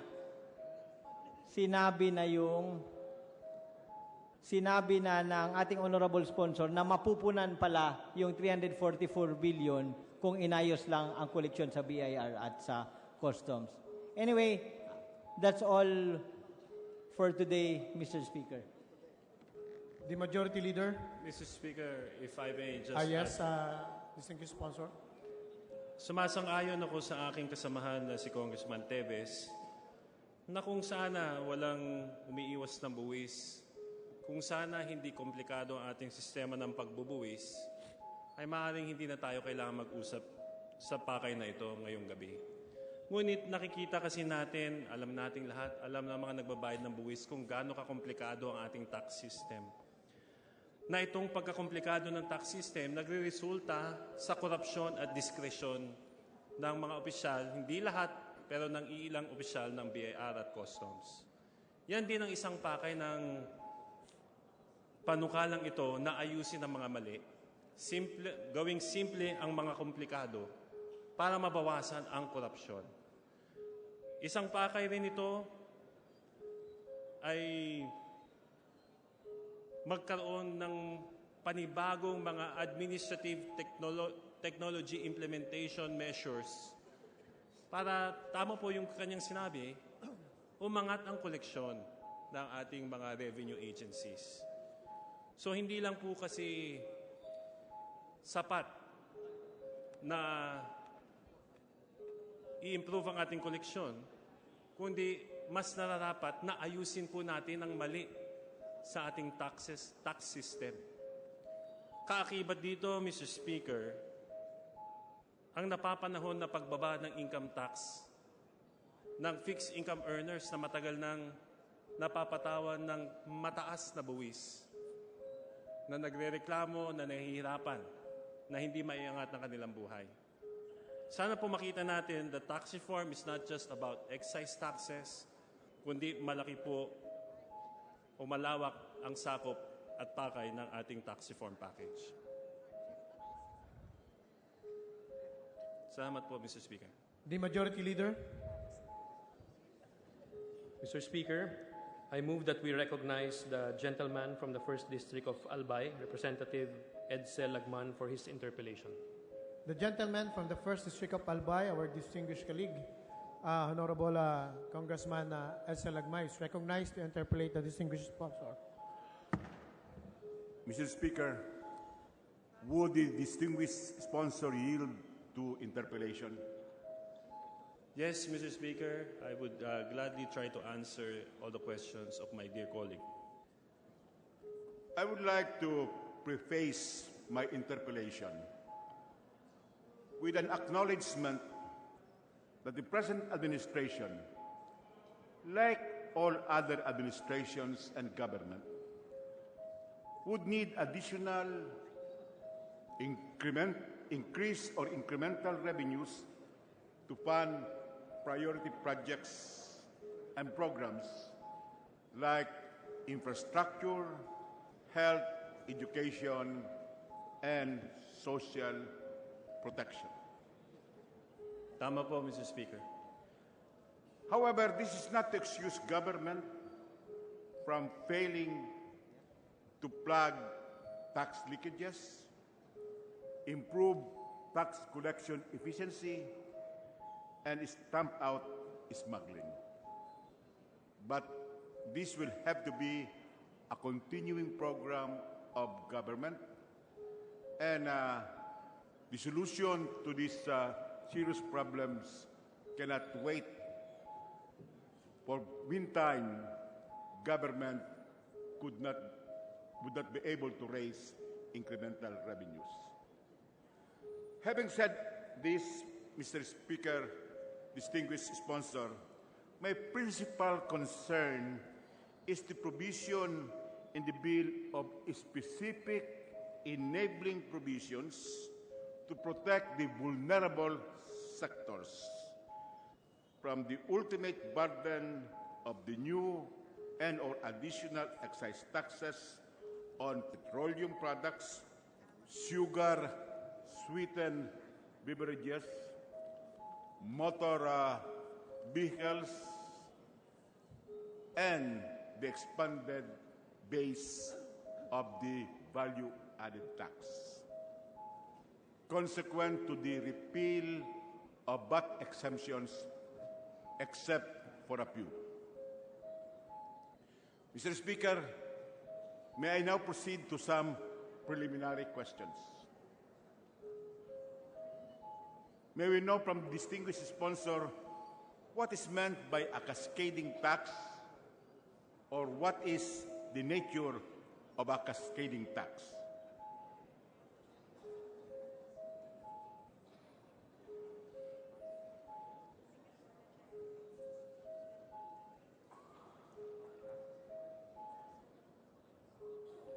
A cascading tax, by definition, Mr. Speaker, ay yung tax na napapass on, ultimately down to the end user. In other words, it's a turnover tax that is applied at every stage in the supply chains without any deduction for the tax paid at early stages. Now, how does a cascading tax work? It is also known as a tax on tax. May we get a thorough explanation or illustration from the distinguished sponsor, Mr. Speaker, how a cascading tax works?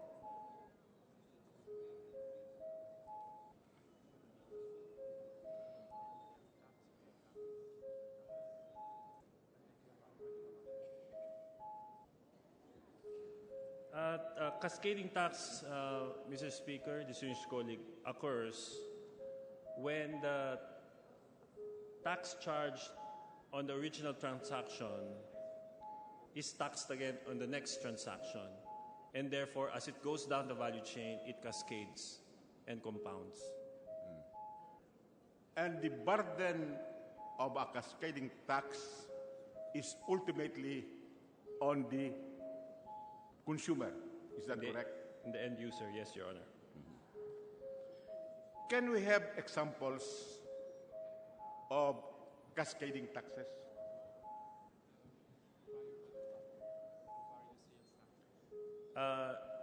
The non-VAT sales tax, or the old system of sales tax that the government used to employ, is an example of such cascading tax.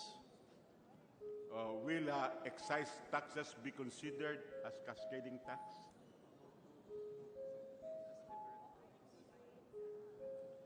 No, Mr. Speaker, Your Honor. Why not? When the tax paid by the manufacturer or wholesaler or dealer is passed on to the ultimate consumer. Your Honor, the excise tax is paid only once. and it's not passed on down the value chain, which is why it is not a cascading tax. Literally, it is passed on as far as tax is concerned, but the burden of the tax is taxed on because the tax is shifted to the ultimate consumer by the manufacturer, dealer, or middleman. Is that correct? Your Honor, the excise tax is only applied once upon the sale at the end consumer. Yes, but who pays the burden of, say, the 3 pesos incremental tax on some petroleum products? Is it not the consumer? Yes, Your Honor, the It is one the that consumer. buys the fuel. Okay. How about the value-added tax? Is it considered a cascading tax? Because like the excise tax, the burden of the VAT is shouldered by the ultimate consumer. Is that not correct?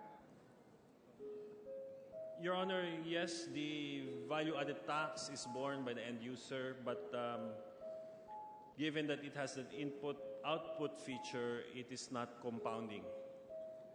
Well, while it is not compounding, because literally, because of the input-output VAT,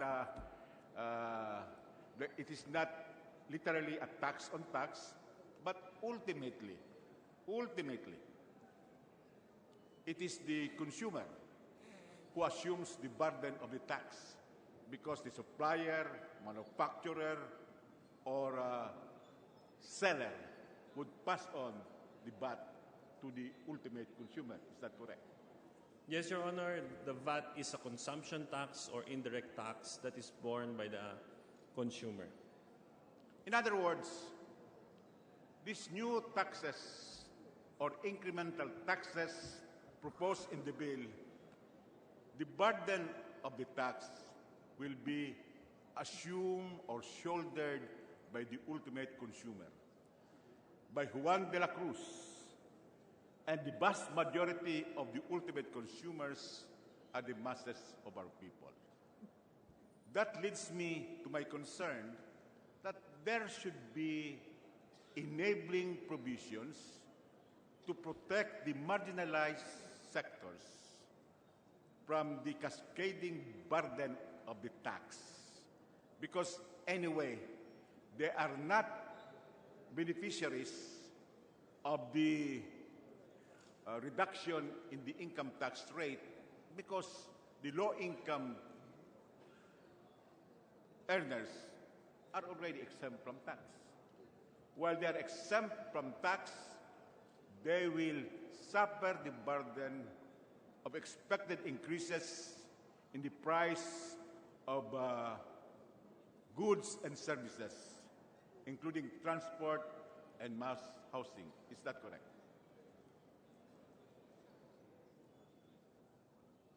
Yes, Your Honor. Yes. We will go to that later when we analyze whether in the present bill there are these specific enabling provision to protect the vulnerable sectors. House Bill 5636 is principally a tax or revenue measure. Is that correct? It is a tax package, Mr. Speaker, distinguished colleague. It has revenue features. It has lowering of income tax features, as well as efficiency administrative features.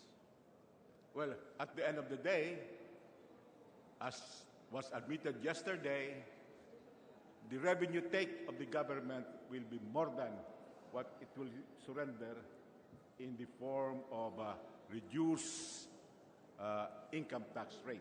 Is that correct? Yes, Mr. Speaker. The net will be a gain for the revenues of the government. Now, the expected incremental revenue would basically come from one, new and increased excise tax on petroleum products, two, deletion or repeal of VAT exemptions except for a few, C, increased tax on motor vehicles,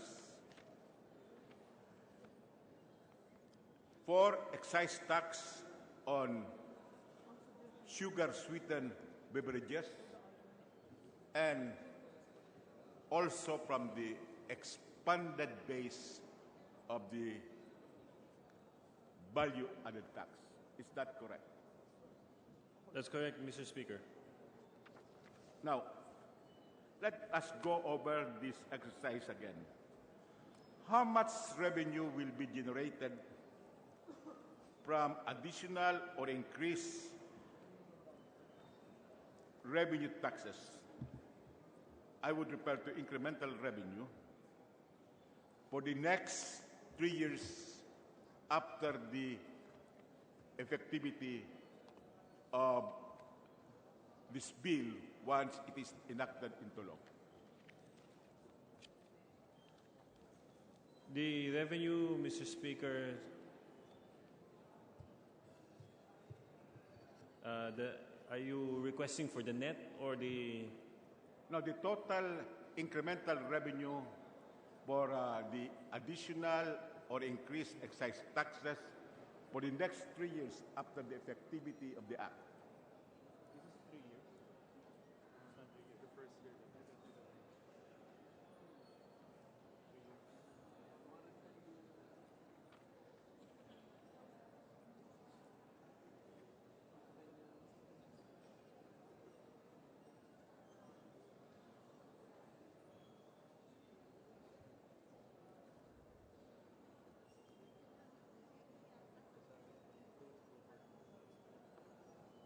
Total of 3. First year, second year. Yeah, total ng tatlo.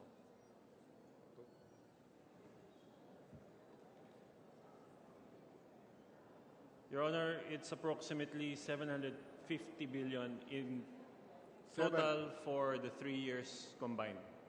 May I get that again? Approximately 750 billion for 3 years combined. Is that billion or billion? Billion. Billion. How about the incremental revenue to be generated from the increased taxes on motor vehicles? For the next 3 years after the effectivity of the Act.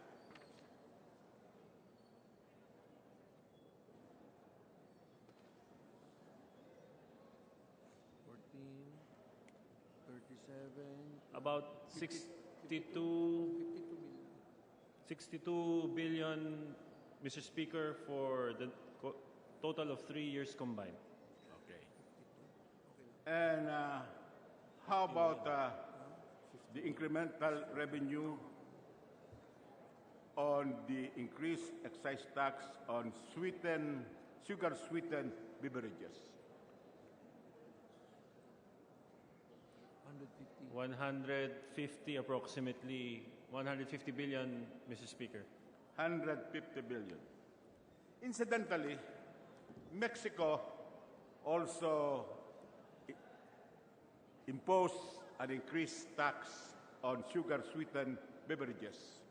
Are you aware of that, Mr. Chairman? Yes, Mr. Speaker. And the increase was 1 peso.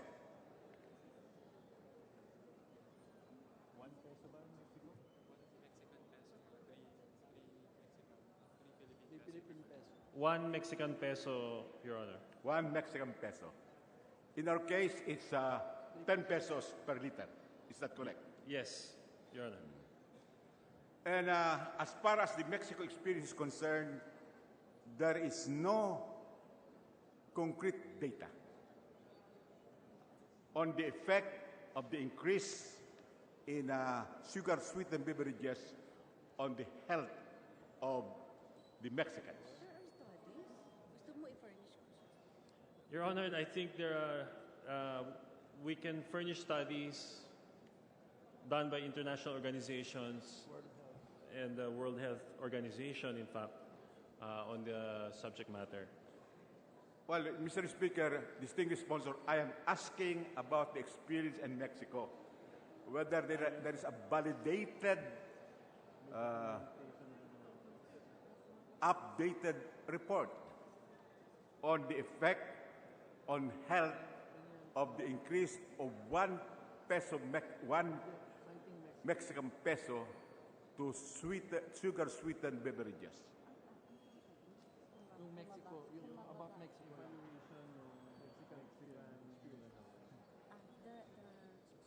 There's a decline.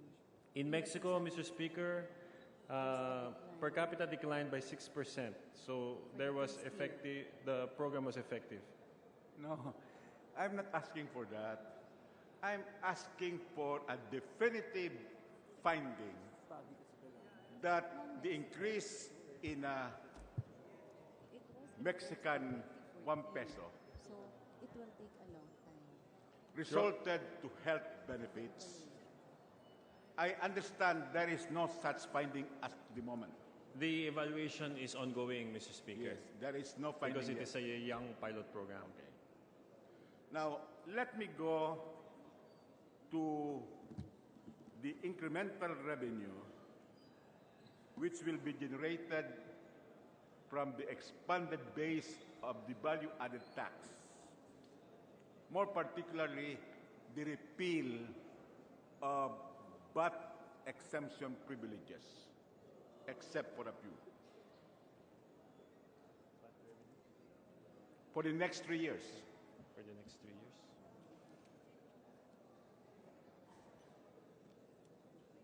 Assuming that the generic repeal is Mr. Speaker, the total is approximately 350 billion combined for 3 years. 350 billion.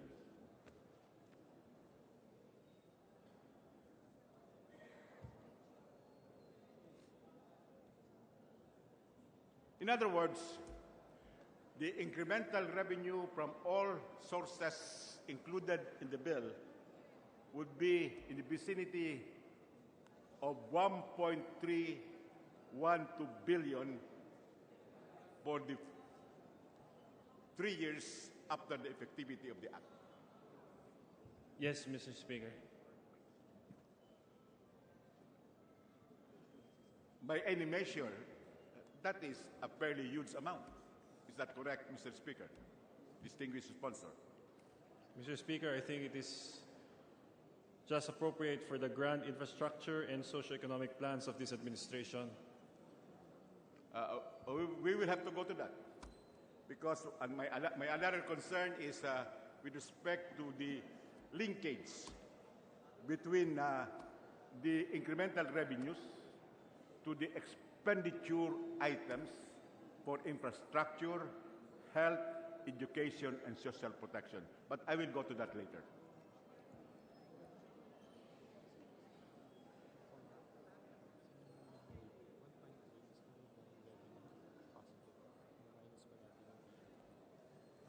Let me first divert a little.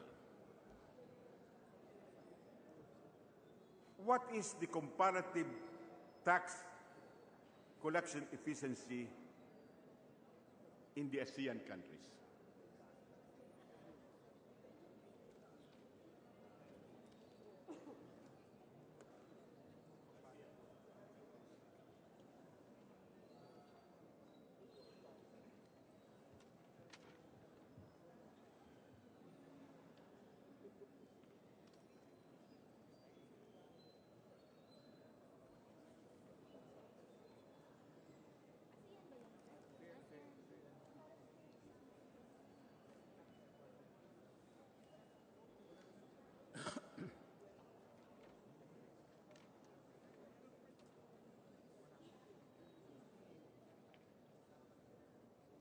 We are just trying to gather the data, Mr. Speaker.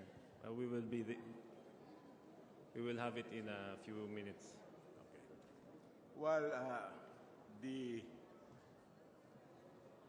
committee staff is gathering the data, can we also ask, presently, what is the amount of tax leakage? Uncollected taxes from all sources. Average tax effort kasi Southeast Asia. From 2020. Tsaka yung leakage natin.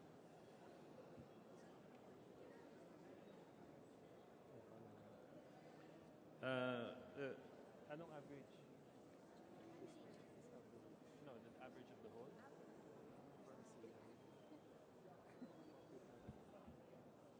I have, Mr. Speaker, distinguished colleague, the average tax effort for each country. Would you like the one for the entire ASEAN?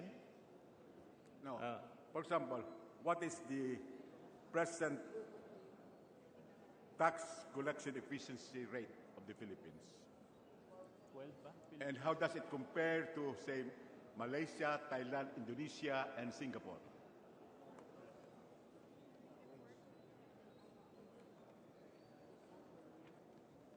Your Honor, the Philippines tax efficiency is rated at 13%. It is about average. The lowest is Myanmar, which is at 6%. And the highest is Vietnam at roughly 20%. How about Thailand? Thailand, Mr. Speaker, is 15.8%. Singapore. And Malaysia? Malaysia is 14.7%. Singapore? Singapore, Your Honor, is 13.3%. So, compared to Vietnam, Thailand, Malaysia, and Indonesia, the Philippines has scored the lowest tax collection efficiency. No, Your Honor, we are about average. The lowest is... you mean only with the countries you mentioned? Compared. Yes, Your Honor. It is. That is correct.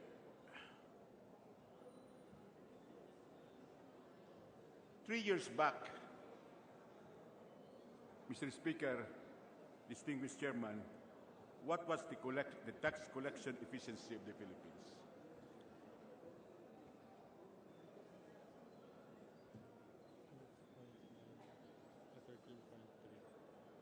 Your Honor, in 2013, our tax effort was 13.3%.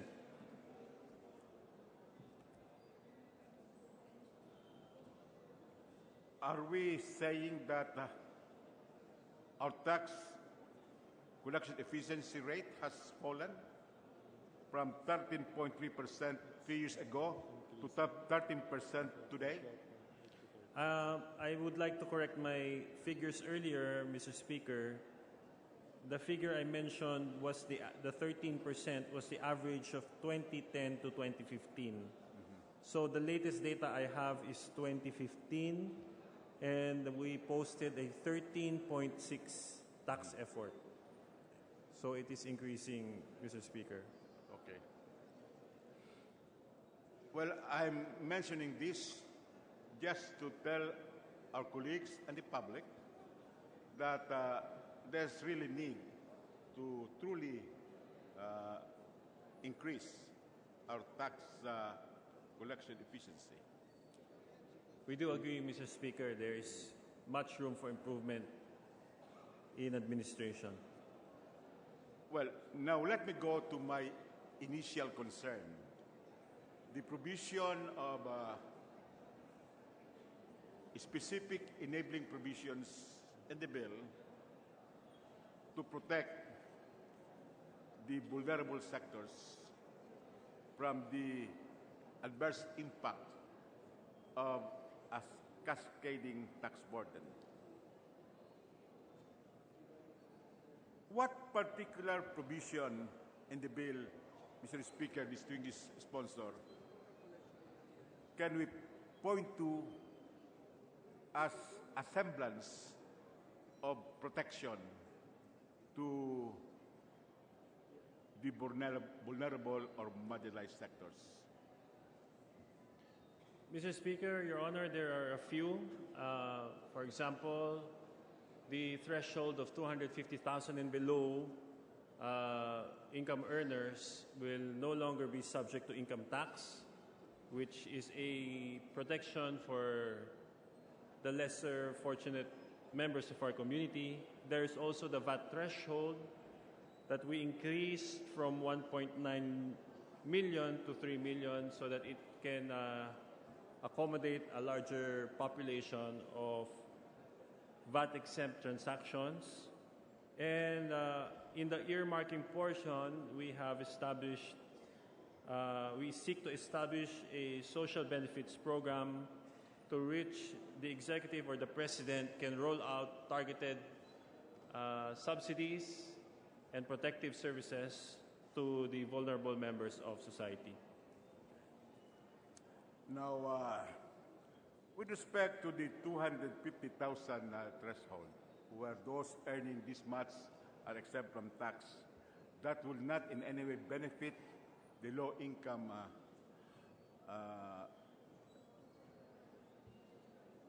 wage earners because they are already exempt from tax.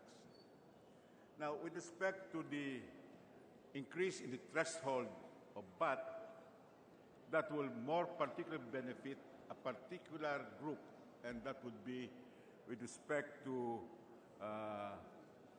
professionals and self-employed. It is with respect to the earmarking provision, that's page 57 of the bill, where I think we will have to discuss thoroughly the protection being granted to the vulnerable sectors.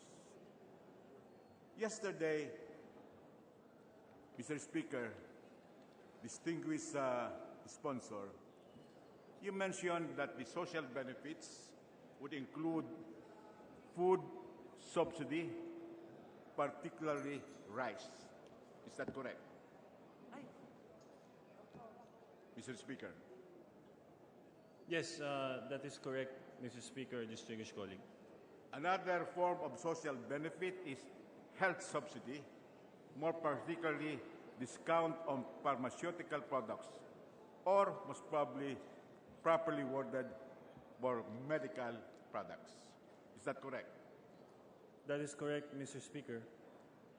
And the next would be discount on transportation costs. Is that correct? That is correct, Mr. And Speaker. Subsidy to public utility vehicle operators. Is that correct? That is correct, Mr. Speaker. And lastly, unconditional cash transfer. Is that correct?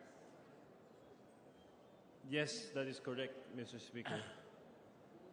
May we know where in the earmarking of incremental revenues from the tax reform for acceleration inclusion, is it clearly stated that the social benefit would include food subsidy, particularly rice? Is it there or it is not there? Your Honor, the earmarking section of this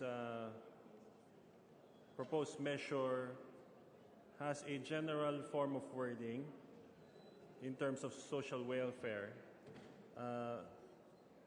and there are no specifics mentioned as of yet in this earmarking portion or section. Would you agree, Mr. Speaker, distinguished sponsor, that it would be better to spell out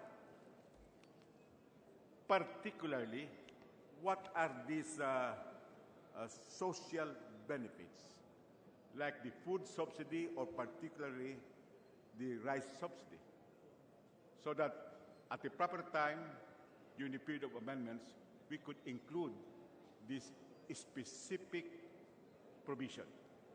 Will you agree to that, Mr. Speaker? Mr. Speaker, I fully agree, and I would appreciate the assistance of my dear colleague in lending his expertise as former chairman of the Budget Committee in how to properly word the terminologies of the social program. No. Likewise, there is no specific provision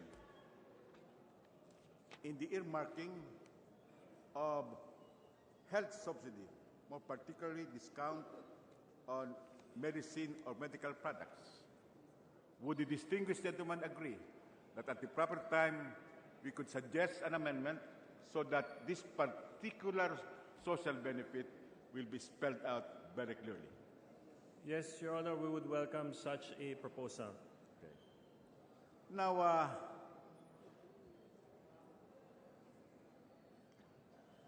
this would go to the same process of amendment with respect to discount on transport costs and subsidy to public utility vehicle operators. Would that be acceptable to the distinguished sponsor? Yes, Mr. Speaker. Now, let us go to this unconditional cash transfer.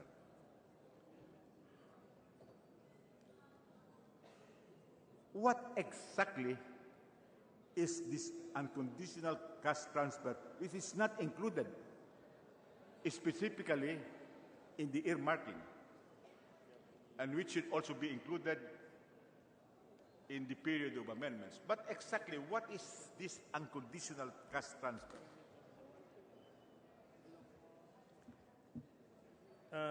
The unconditional cash transfer, Mr. Speaker, is the proposed social intervention or protective measure of the government to distribute 300 pesos per month to 50% or 50% of the poorest households or 10 million households to mitigate the temporary and moderate increase in prices. Mr. Speaker, And we are willing, Your Honor, to be more distinguished specific. sponsor, do you think it would be proper if we spell out that unconditional cash transfer and its character in the provision on earmarking of incremental revenues? Yes, Mr. Speaker. Now, let me go specifically to this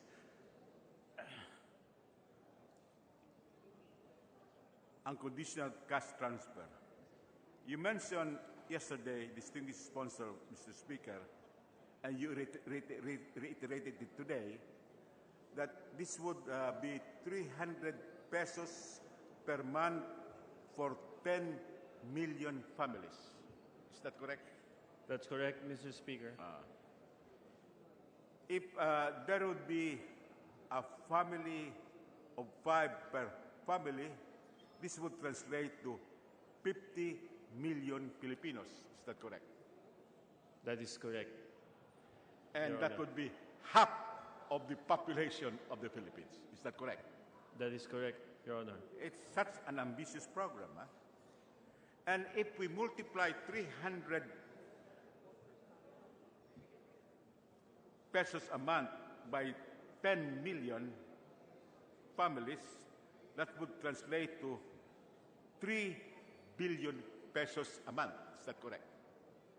That is correct, Your Honor. And if we multiply 3 billion by 12 months, because this is monthly, that would translate to 36 billion pesos. Yes, Mr. Speaker, Your Honor. That's correct. Do you think this is sustainable on the part of the government? The proposal of government, Your Honor, is not for a perpetual implementation, but for a definite time frame implementation, Mr. Speaker, to mitigate the temporary increase in prices that may occur due to the several tax measures that we intend to implement. And,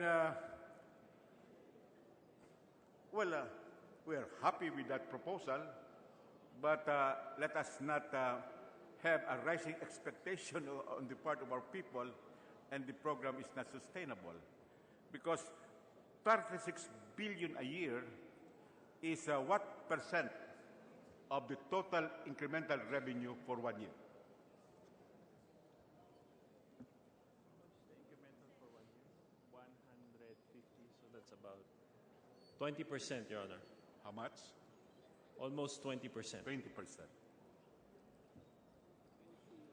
And there is only a remaining 80% for the other expenditure items like infrastructure,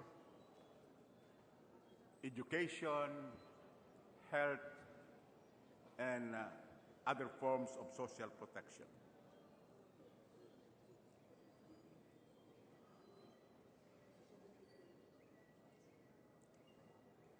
I think we will have to ask the Department of Finance to tell us very sincerely whether this is really sustainable, even for a 3-year period. But we would even question the 3-year period. Why only a 3-year period? When the taxes imposed, the increased taxes imposed for the first year, the second year, and the third year would be carried over to the fourth and subsequent years.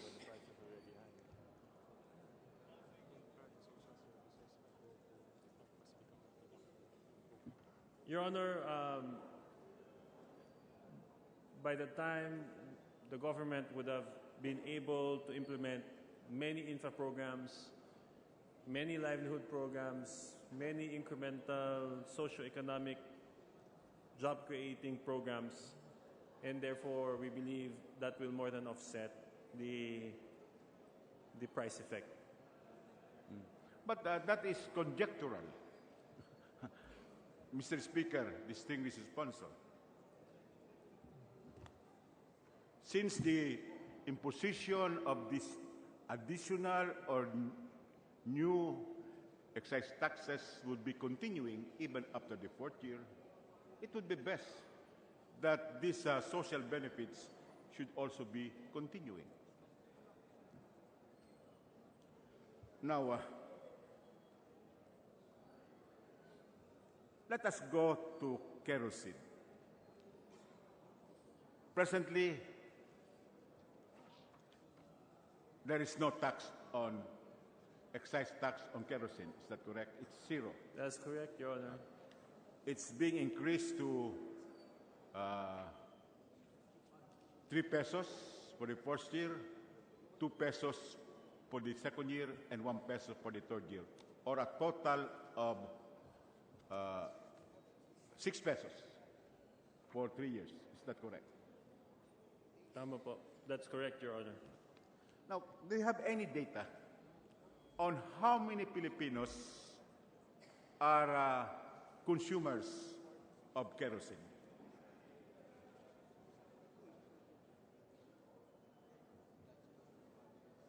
$10 million, Your Honor.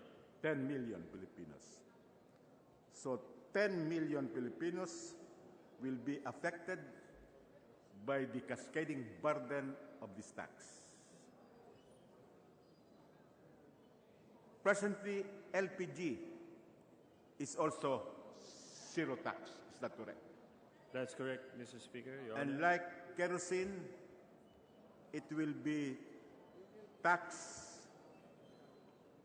at the rate of 3 pesos for the first year, 2 pesos for the second year, and 1 peso for the third year, or a total of 6 pesos.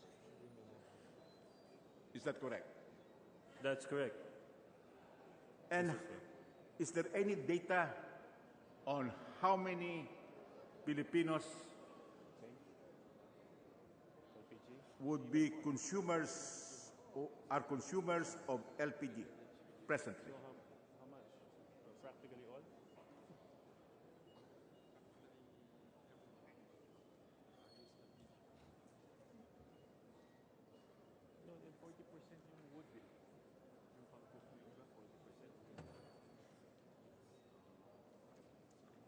That is,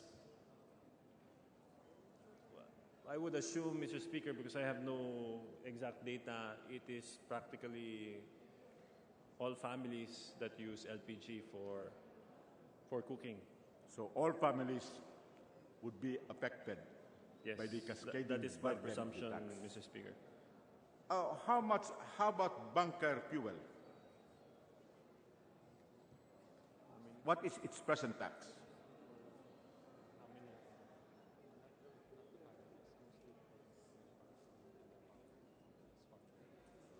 Your Honor, we don't have data as to number of families that use bunker fuel. We believe it's... No. I'm asking how much is the tax on bunker fuel? 3 pesos in the first year, Your Honor. Presently? The same. Presently... It's zero. Presently, it is 0 also. It's zero. Now, what is the rationale in imposing a 3 pesos, 2 pesos, and 1 peso increase from 0 for kerosene, LPG, and bunker fuel in the same manner that you are imposing the same increases for petroleum products which are already taxed today? Your Honor, the Finance Department believes that these excise taxes on petroleum have not been raised or indexed to inflation since 1996, and therefore believes that it is timely to index the excise taxes to inflation. Well, I have no basic objection to an incremental tax. But there should be rhyme and rhythm in our imposition of additional tax.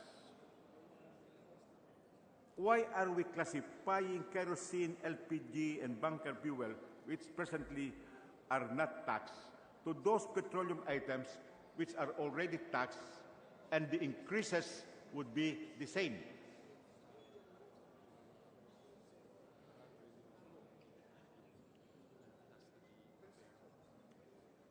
Your Honor, the purpose of such excise tax is to curb behavior, and therefore, since diesel, LPG, bunker, and kerosene, together with gasoline and the others, are all non-renewable sources of energy or dirty energy, which is why they are under the same category.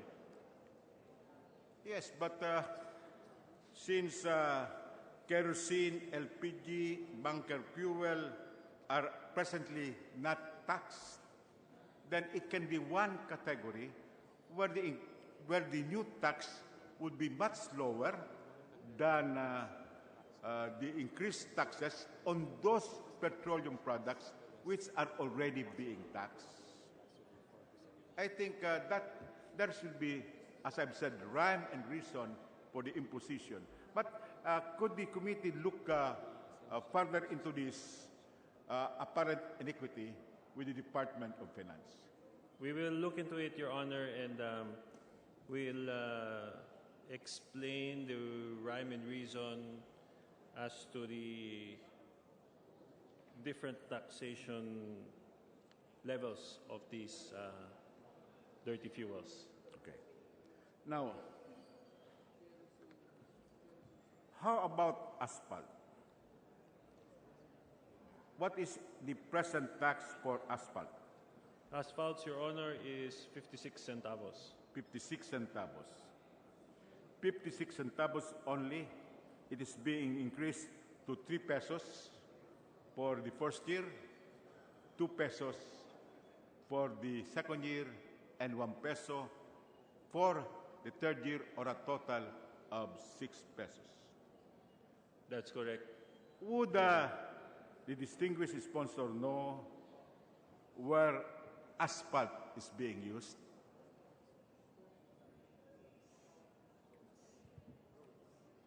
Well, the most common use of asphalts would be in road construction and development.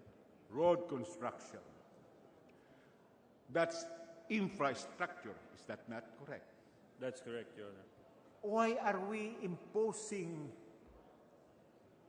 a huge increase in asphalt when asphalt is being used by government, principally by government, in road building?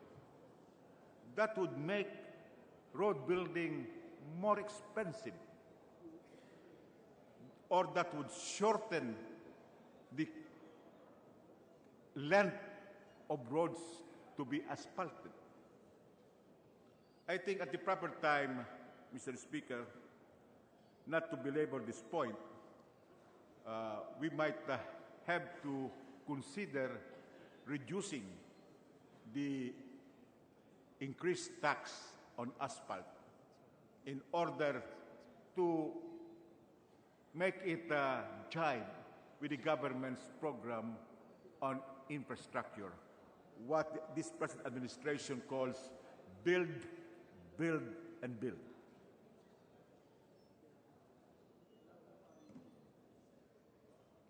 Would the distinguished sponsor be kind enough to look into this possibility? I would be happy, Mr. Speaker, to sit down with my colleague and discuss the possible adjustment of asphalt excise tax. Now, let me go to the earmarking provision in the bill. It says here, for 3 years, not more than 40% of the yearly incremental revenues generated from the petroleum excise tax shall be allocated to fund social benefits. Let me zero in on the phrase not more than 40%. When you say not more than 40%, it can be 1%. It can be 2%. It can be 5%. Ordinarily, the phraseology of this earmarking for benefits should be not less than X percent, so that there will be an assurance that a definitive percentage of the incremental revenue would go to a particular expenditure item.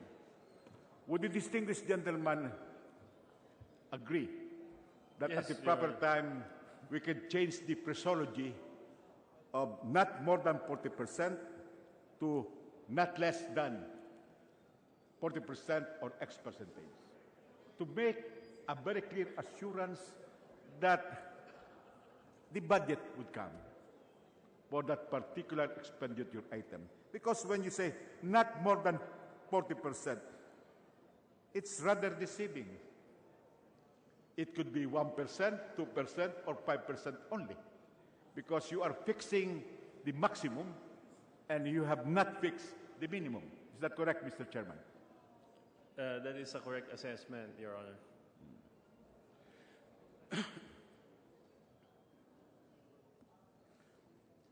Here, there is a statement, shall be allocated to fund social benefits program wherein qualified beneficiaries shall be provided a social benefit card. But it does not say who are the qualified beneficiaries. How are the beneficiaries supposed to be qualified? Who shall determine the beneficiaries who are qualified? So, I think something is amiss in this provision, Mr. Speaker, which is not consistent with the purpose of giving social protection to the vulnerable sectors. There is need to make a definitive provision here saying who are qualified, who shall make the qualification, what is the frequency of disbursement of the social benefits if they are monetary in nature.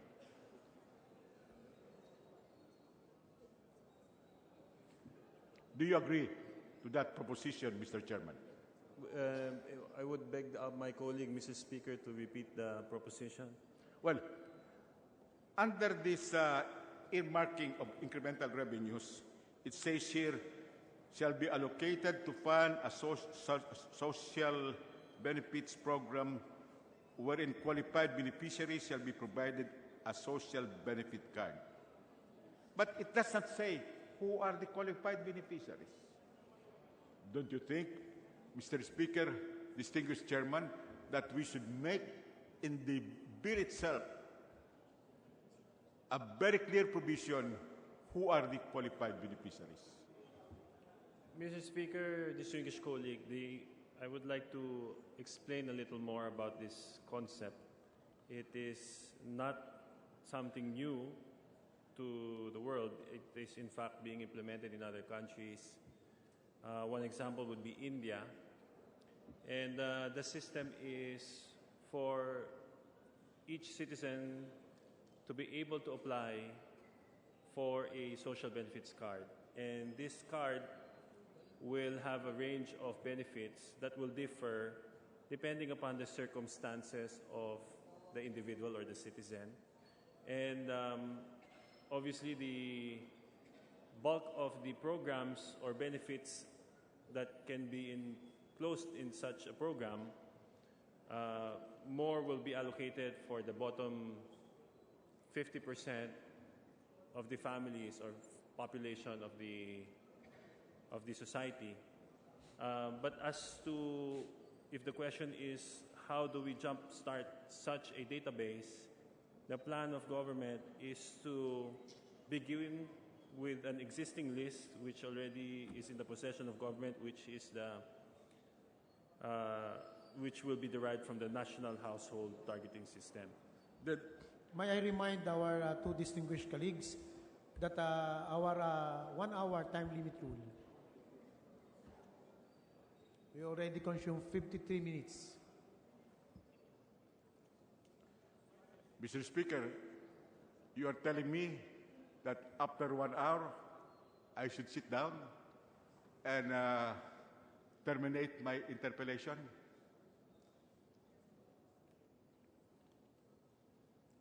According to Section 91, a member shall not be allowed to speak for more than 1 hour in debate on any question.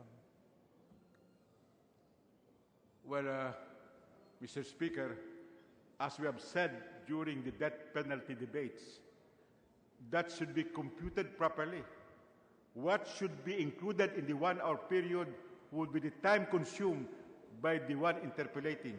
It should not include the time consumed by the sponsoring committee or sponsoring chairman in answering the questions. The chairman of the Rules Committee, who happened to be our majority leader, properly explained the definition of Section 91. Yes, but, you know, we all know that that 1 hour period is with respect to the interpellator. That is his time, which should not be diluted by the time consumed by the distinguished sponsor in answering the questions. Otherwise, we will go to the same process of the death penalty where members of the House who wanted to interpolate more were muscled. I have many more questions to ask, Mr. Speaker.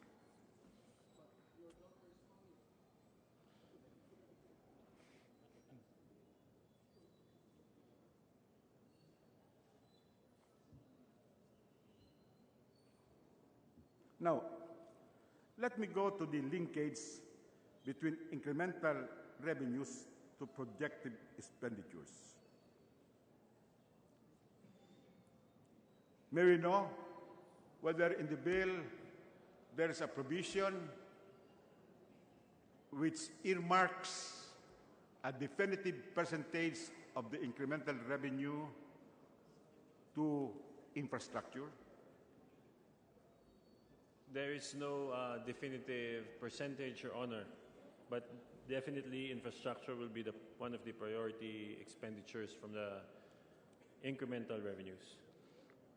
And within the infrastructure program, is there any priority on the expenditure items? Like, for example, since we are imposing an increased excise tax on petroleum products, the priority should go to public transportation? There is no such specific mention, Mr. Speaker, dear colleague, as we believe that the Congress, being endowed with the power of the purse, should determine the allocations when the budget process comes along. Well, why should we wait for the budget process? There should be a budgetary authorization from the Act itself.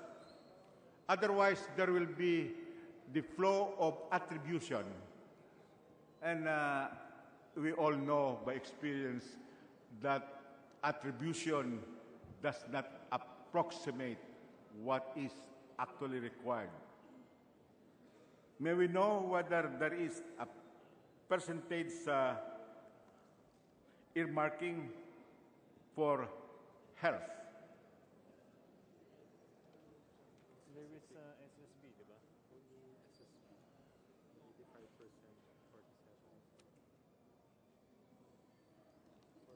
Your Honor, there are two earmarking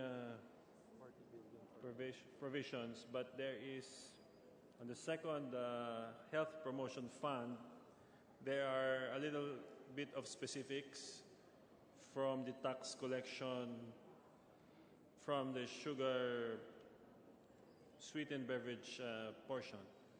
So yes, there are a little bit of specific earmarking related to health programs. But would it stand improvement, Your Honor, in the period of amendments? Is that correct? Yes, Your Honor. Now, is there a specific linkage between the incremental revenues to the projected expenditures for education? No, Your Honor. None. And is there a definitive amount of percentage allocated for social protection from the incremental revenues? The definitive amount is merely the 40% identified that was previously mentioned. And so it should be not less than 40%. Yes. Is that correct? Yes, distinguished colleague. As we are going to propose the amendment subsequently. Now, in the sugar-sweetened beverages, there is a fund which is supposed to be created similar to the Tobacco Development Fund under Republic Act 7171. Is that correct? Yes, distinguished colleague, Mr. Speaker, that's correct. Do you think that there should be a very clear provision on how this fund will be allocated among the sugar-producing provinces who are the beneficiaries of this fund, and avoid any pitfalls which could have characterized Republic Act 7171? Your Honor, it is the wisdom of the committee to leave the specific details to the implementing agency. who may draft the implementing rules and regulations of such a fund. With due respect to the two gentlemen, please wind up. Our 1 hour rule had been consumed. Your Honor, we know fully well that the implementing rules and regulations cannot improve on the law. The implementing rules and regulations cannot fill in the blanks for the law. And the implementing rules and regulations cannot be superior than the law. We agree, Your Honor. That is why we have to make detailed provisions so that the implementing rules and regulations will be truly implementing rules and regulations, not innovative, not mandatory or repelling. Is that correct, Your Honor? Yes, Your Honor. We would be happy to discuss possible improvements of this portion of the bill with the distinguished gentleman from Albay. Well, despite my plea that the time of the sponsor in answering my question should not be computed in my 1 hour, I am now again reminded by the presiding officer to stop my interpellation. I would reserve the right to have a second round in my interpellation. Thank you, distinguished sponsor. Thank you, distinguished colleague. Thank you, Mr. Speaker. The Majority Leader. Mr. Speaker, I move to suspend the consideration of House Bill 5636. 5636. So moved, Mr. Speaker. Any objection? Here's none. The motion is approved. Majority Leader. Mr. Speaker, I move that we consider the approval on second reading for some perfecting amendment on House Bill number 187, entitled An Act Providing for the Restructuring and Condonation of Unpaid Interest, Penalties, Surcharges on Loans Secured by Farmers, Fisherfolks, and Agrarian Reform Beneficiaries from the Department of Agrarian Reform, the Department of Agriculture, People's Credit and Finance Corporation, the Cooperative Development Authority, the National Food Authority, and the Kedan and Rural Credit Guarantee Corporation. So moved, Mr. Speaker. Any objection? Here's none. The motion to reconsider the approval on second reading of House Bill number 187 is approved. Mr. Speaker, I move that we open the period of individual amendment. Any objection? Here's none. Period of individual amendment is open. Mr. Speaker, I move that we amend Section 3, Paragraph B of the bill to read as follows. Agricultural and Agrarian Reform Credit refers to loans granted for agricultural production, promotion of agricultural business and export, including but not limited to the acquisition of work animals, farm equipment and machinery, seeds, fertilizers, poultry, livestock, feeds, and other similar items, acquisitions of land authorized under the Agrarian Reform Code of the Philippines and its amendments, construction, acquisition, and repairs of agricultural facilities. So moved, Mr. Speaker. Any objection? Here's none. Section 3, Paragraph B of House Bill number 187 is amended. Mr. Speaker, I move that we close the period of amendment. Any objection? Here's none. The period of amendment is closed. Mr. Majority Speaker, Leader.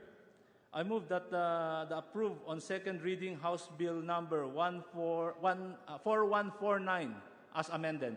So moved, Mr. Speaker. Those who are in favor say aye. Those who are not say nay. 187, House Bill 187. Correction, Mr. Speaker, 187.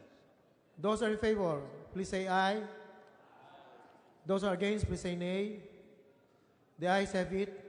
House Bill 187 is approved on second reading. The Majority Leader. Mr. Speaker, under the calendar of unfinished business, I move that we resume consideration of House Bill number 5636 and and ask the Secretary General to direct to read the title of the bill. The Secretary General is directed to read the title of House Bill 5636 under Committee Report 229. House Bill number 5636, an act amending sections 5, 6, 32, 24, 25, 31, 33, 34, 79, 84, 86, 99, 106, 107, 108, 109, 116, 148, 149, 155, 171, 232, 237, 238, 264, and 288, creating new sections 148A, 150A, 237A, 264A, 264B, and 265A, and repealing sections 35 and 62, all under Republic Act number 8424, otherwise known as the National Internal Revenue Code of 1997. The Majority Leader. Mr. Speaker, our parliamentary status is we are in the period of interpellation. I move that to recognize the next interpellator, Representative Ariel Casilaw of Party List Anak Pawis. The Chairman of the Committee on Ways and Means is recognized to sponsor the House Bill 5636 and Committee Report 29, and also we are recognizing the representative from Anak Pawis Party List, Representative Casilaw, for his interpellation. Thank you, Mr. Speaker. Mr. Majority Floor Leader, will the gentleman, the sponsor, will to some clarificatory questions? Yes, Mr. Speaker, distinguished colleague. Ginoong Speaker, mula po nung unang salang sa DBCC na ibinukas sa unang pagkakataon ang pangunahing nakalatag na programa sa unang taon ng Administrasyong Duterte mula nung naupo, ay binuksan ang panukalang magkakaroon ng tax reform na imumungkahi ng Department of Finance. Mula noong mga panahon na iyon, paulit-ulit na binabanggit ng Department of Finance, Department of Budget Management, na kabilang ito sa first priority sa 10-point agenda ng administrasyong ito. At pangunahing tunguhin ng tax reform package na ito ay magbubunga ng epektong positibo para doon sa ating ekonomiya, maging sa ating mga kababayan. Ang kinatawang pong ito mula nung unang isinalang ang proposal na iyan at hanggang nagkaroon ng House Bill sa pamamagitan ng ating kagalang-galang na sponsor ay nagrehistro na ng mga pangunahing guidelines. Kung ang tax reform package ba na ito ay totoong magsisilbi sa kapakanan ng ating sambayanan. Ang mga naunang interpellators ay nabanggit na ang mga pangunahing punto ng pagtutol, pagtatanong, at pagmumungkahi. Pero nais ng kinatawang ito na palawigin ang ibang mga puntong sa tingin ng ating mga kababayan, lalo pa ang ating constituent. This representation, from the moment the tax reform package was aired in different media outfits, Luzon, Visayas, and Mindanao ay hindi po nawawalan ng mga lugar na kung saan ako po ay umiikot, nagkukonsultahan sa aking mga chapters ng Anak Pawis Party List. Lumalabas po ang mga katanungan. Ano po ba itong tax reform package?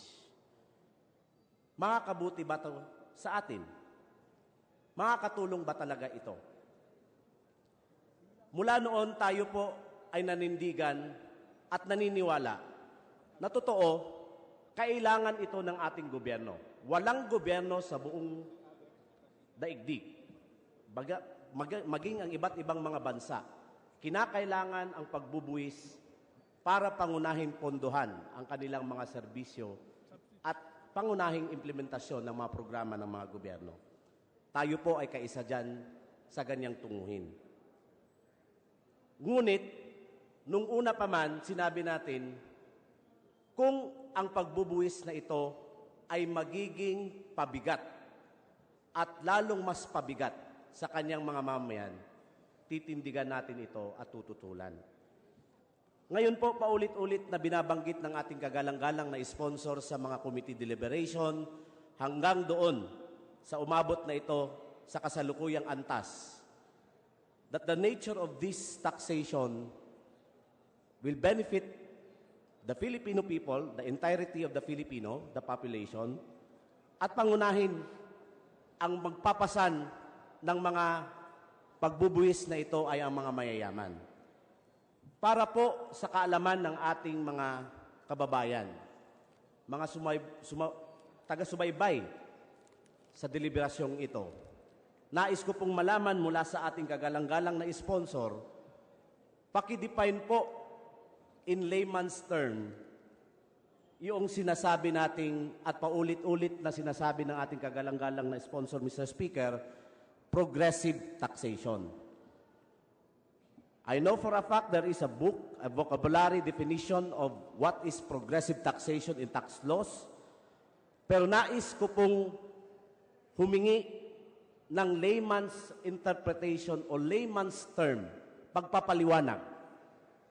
Ano po itong progressive taxation, Mr. Speaker? Sa isang maraming salamat sa inyong katanungan, Ginoong Speaker, ang ibig sabihin ng isang progressive taxation is yung pong mga mas mayaman ay magbabayad ng mas malaki at yung mga may hirap magbabayad ng mas maliit. Mas mayaman ang magbabayad ng malaki, mas mahihirap magbabayad ng maliit. Ano naman po ang regressive taxation? Ang regressive taxation, Mr. Speaker, Ginoong colleague, ay ang kabaliktaran ng progressive. Hindi ang ibig sabihin po, ang mahirap ang magbayad ng mas malaki at ang mayaman ang magbabayad ng mas maliit. Dito po sa binabanggit ng ating kagalang-galang sponsor, Mr. Speaker, sinabi na ang progressive taxation ay kukunin mula sa mas may kapasidad na magbayad o sa mga mayayaman, habang ang regressive taxation ay ang kabaliktaran nito na kung saan sa mga maliliit at mahirap. Pero, binabanggit dito sa first package, sa unang pakete ng tax reform package na minumungkahi ng ating kagalang-galang na sponsor, na sa tingin ng kinatawang ito, mas ang mayayaman ang nakakalibre kumpara sa mas malaking pasanin ng ating mga kababayan. Una, magkano po ba ang maisisave ng ating gobyerno kapag ipinataw ang tax reform package sa usapin ng income tax? Binabanggit dito sa inyong datos ay 180 billion. Tama po ba, Ginoong Sponsor?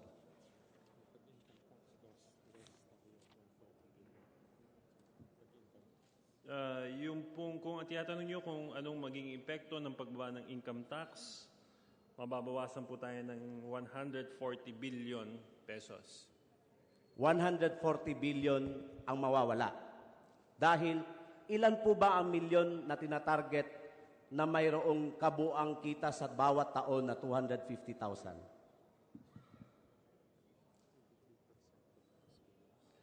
83% of taxpayers, Your Honor, ang pumapasok dyan.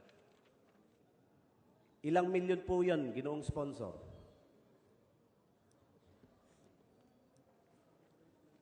Ilan ba ang fixed income earners? Kunin po namin ang kwenta.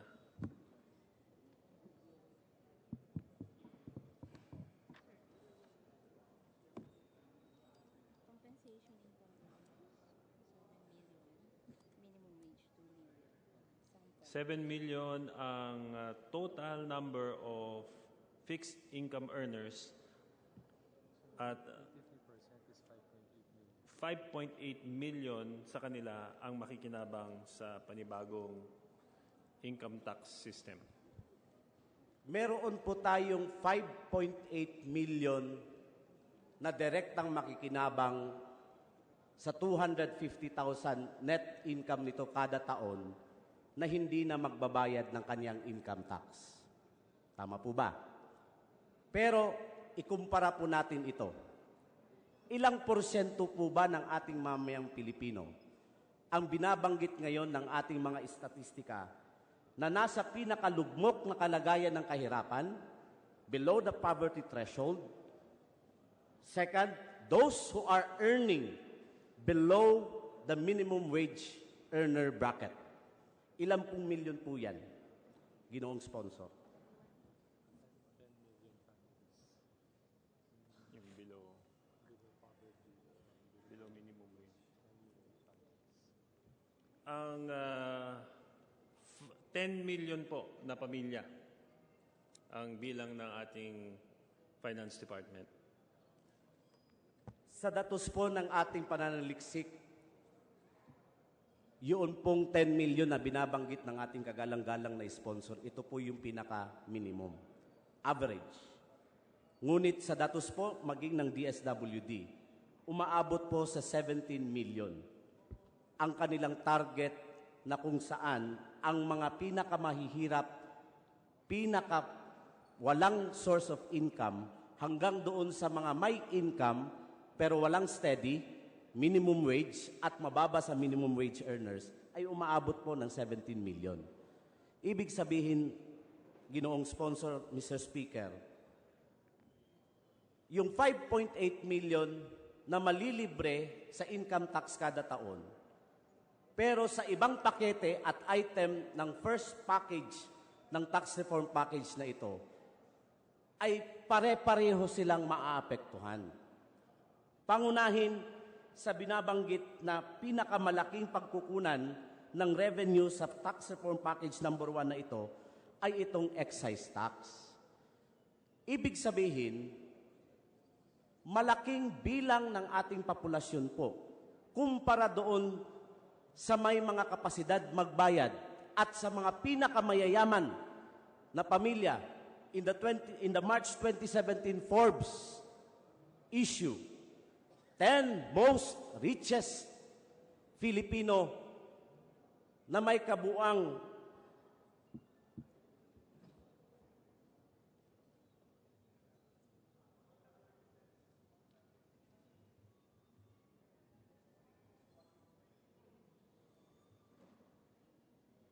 may kabuang 4 trillion yung net nila ng 10 pamilyang ito na pinakamayaman sa ating bansa. Pero sila itong maging malilibre. Dahil po, those who are earning 5 million a year will save even more sa bagong panukalang tax reform package sa bracket ng income tax na usapin. They will be paying 112,500 less in the first year of implementation. 260,000 less in the second year. The tax being collected by these very wealthy families, the most richest families in our country, are even paliit ng paliit kada taon. Kaya hindi po namin makikita in a logical sense na mas makakalibre ang mahihirap sa binabanggit na definisyon ng progressive taxation na ito kumpara doon sa pinakamayaman hanggang sa mga, sabihin na natin, na ang kita nila ay mula 2 million a year yung net income na sabay bracketing na tinatakda ng ating Ginoong sponsor ay mas paliit ng paliit bawat taon ng implementasyong ito.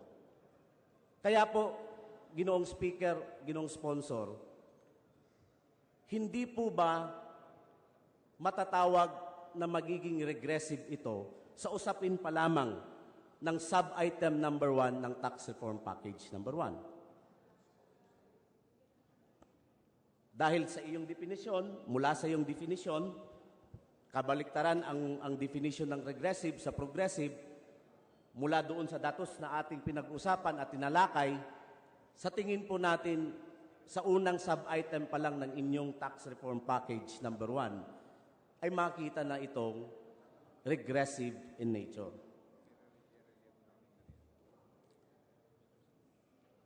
Pangalawa po, Ginoong sponsor, binabanggit po ninyo noong mga nagtalakay tayo sa komite na ang pangunahing pupuntahan ng mga koleksyong ito, we will be collecting in the first package, correct me if I'm wrong, according to the research of this representation, Mr. Speaker, Mr. Sponsor, the first package, meron tayong netong 291 billion. Tama po ba yun o maliit ito? Sa first package po. Pakiulit po yung tanong. 291 billion, 291.2 billion sa first package. Yung revenue, net revenue na makakolekta sa unang paketeng inyong minumungkahi. Kunin ko lang po. Mr. Speaker, while I'll ask for the data, gusto lang po sana mag-react sa aking kasamahan at para sa appreciation ng lahat na ating kasamahan dito. Mr. Speaker, sa ating pinapanukala po, hindi po totoo na ang mayayaman ay mas maliit ang babayaran sa mga mahihirap. Dahil po, ang nais nating layunin dito ay ibaba ang binabayaran ng ating middle class.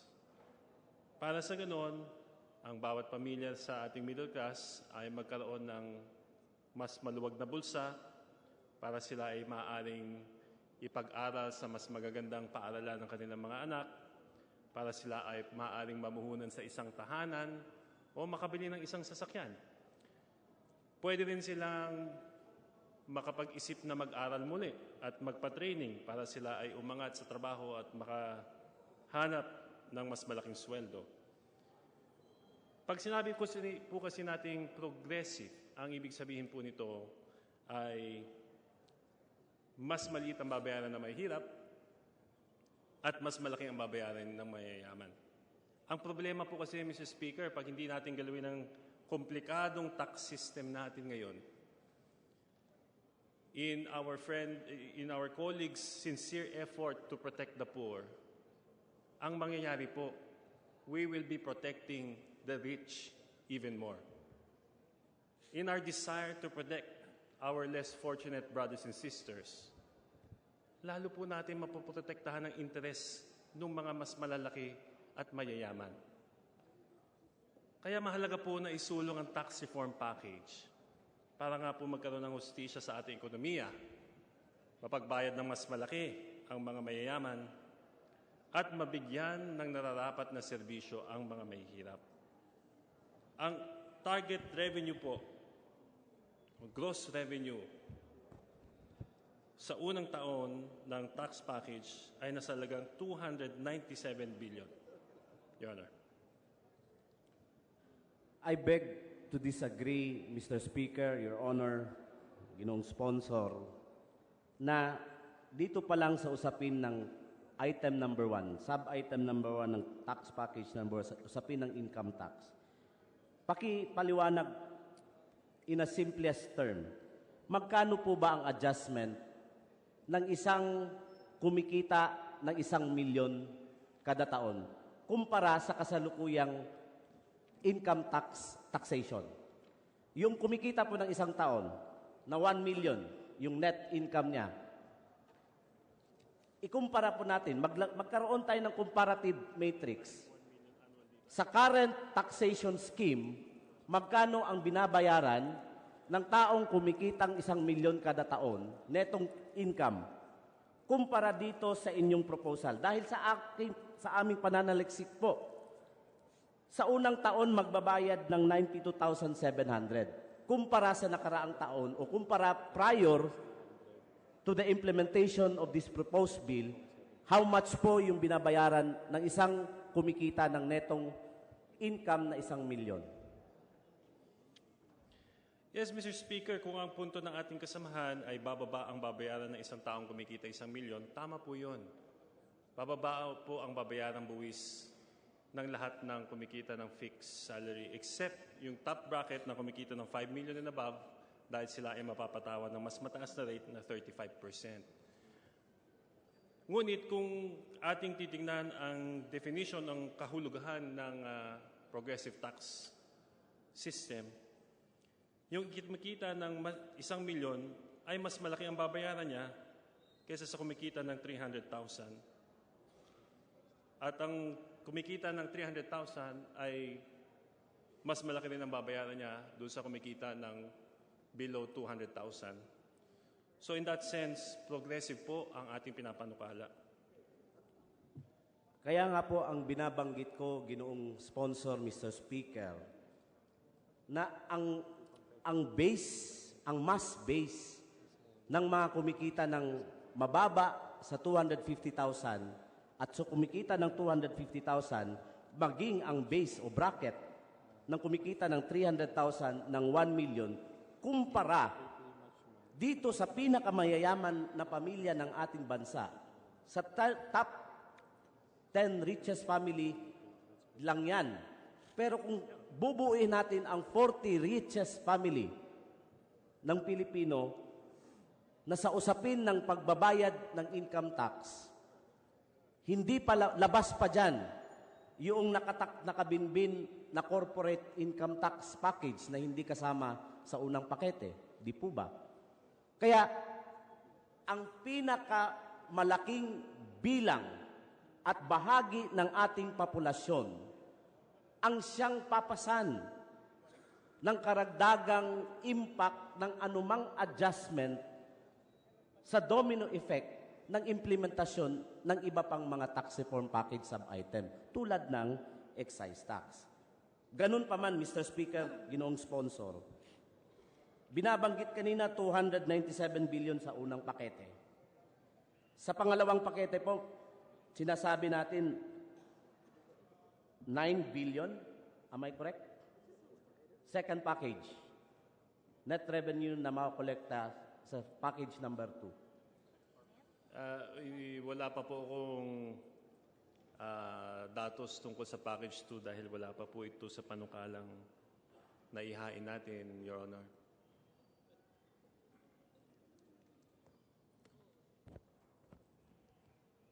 I will understand if the reform package will be felt by virtue of implementing social service programs and infrastructure. Am I correct, Mr. Sponsor? Tama po, Ginoong Speaker at Ginoong Congressman. Ginoong Sponsor, Mr. Speaker, inilahad po ng Departamentong Pampinansya at ng maging ng DBM at ng economic cluster in general ng ating Administrasyong Duterte na sa loob ng kanyang administrasyon, sa loob ng 6 na taon, magkakaroon ng napakaraming mga proyektong infrastruktura. And in fact, 2 days ago, in one of the news report after the China visit of the President, binabanggit doon na napakaraming mga deals, kasunduan ang napirmahan. And for that matter, there is an estimate of 8 trillion worth of packages, kasunduan, aid, and PPPs for the Build program. Am I correct, Mr. Speaker, Mr. Sponsor? Sa tingin ko po, tama yun yung nakalap na balita, Your Honor. Ngayon po, kung sa ganitong paraan na meron naman palang nakabinbin na plano ang ating economic cluster para mapunduhan ang Build program na ito, para magsitayuan ng napakalalaking mga building infrastruktura, para magkaroon ng trabaho ang ating mamamayan. Hindi po ito kukunin sa buwis. Ito po ay manggagaling sa utang. Ito po ay manggagaling sa mga aid, ayuda ng China, ng Rusya, Nireject na po ni Pangulong Duterte ang EU. Pero these are ODAs. These are partnerships. Bunga noong pagkambyo ng international or ng economic foreign policy of the Duterte administration. Pero nandito sa isang plank, ang ating Department of Finance at ang economic cluster ay magpapatupad, whether we like it or not, pasanin, pabigat, tatakda o inihahanda na panakip o yung tinatawag nating pantawid para magkaroon ng ayuda sa mga maapektuhan. Isang halimbawa lang po, Mr. Speaker, ginoong sponsor, 300 piso yung tinatawag nating subsidy. Am I correct, Mr. Speaker? Mr. Sponsor? Tama po. Sa pantawid pasada po, magkano po yan?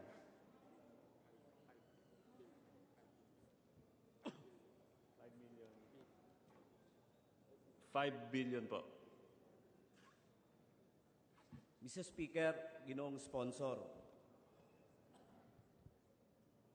naranasan ko po ang buhay ng isang squatter.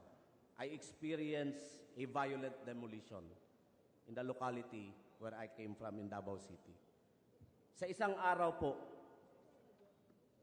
kada pisong pagbabago ng bigas, ng sardinas, ng tuyo,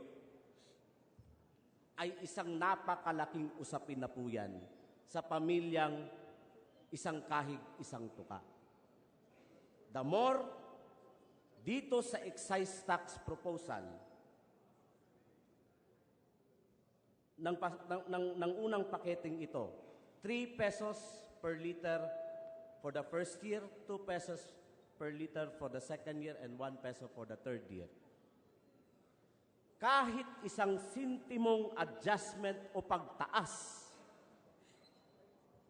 ng pangunahing petrolyong ito na mayroong epekto sa halos lahat ng usapin ng araw-araw na buhay ng mga mahihirap, ay isang calamitous situation na para sa kanila. At hindi maikumbinsi ang kinatawang ito sa anumang panakipbutas o pantawid o subsidyo na inihahanda ng ating gobyerno para itawid sila sa matinding epektong mangyayari sa panahon na ipapatupad ang usaping ito. Kaya Mr. Speaker, ginoong sponsor, naibanggit na po ng ibang mga interpellator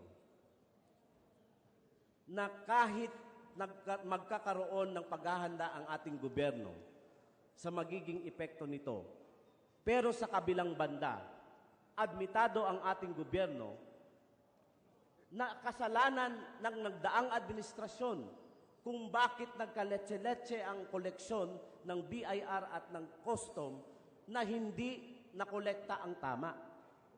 Pero pagpasok ng bagong administrasyong ito na binabanggit change is coming, magbabago ang kalagayan ng ating mga mamamayan at mga mamahirap dahil magbabago sila doon sa mas mahirap na kalagayan, Mr. Speaker, ginoong sponsor.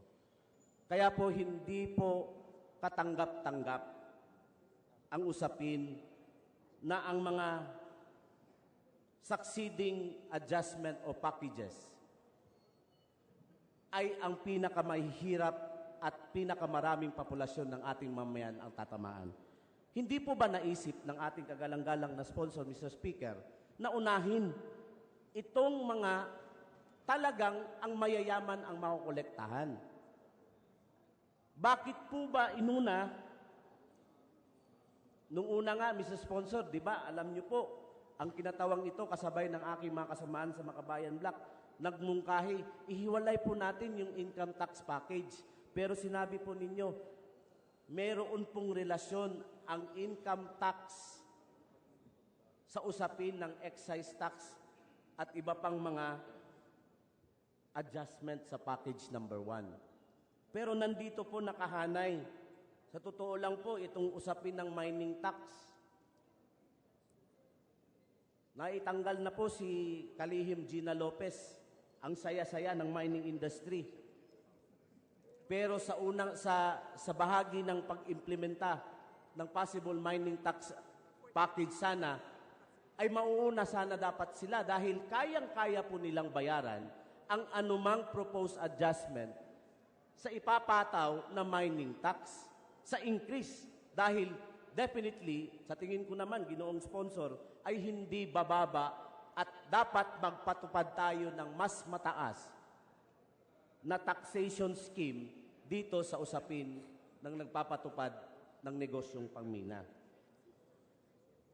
Kaya, to end my interpellation, Mr. Speaker, ginoong sponsor, naway ang mga usaping adjustments ng paketeng ito, gaano nyo man kumbinsihin na hindi maapekto o magkakaroon ng epekto ang mamayan, pero kayang-kayang itong itawid at kayang-kayang itong bitbitin.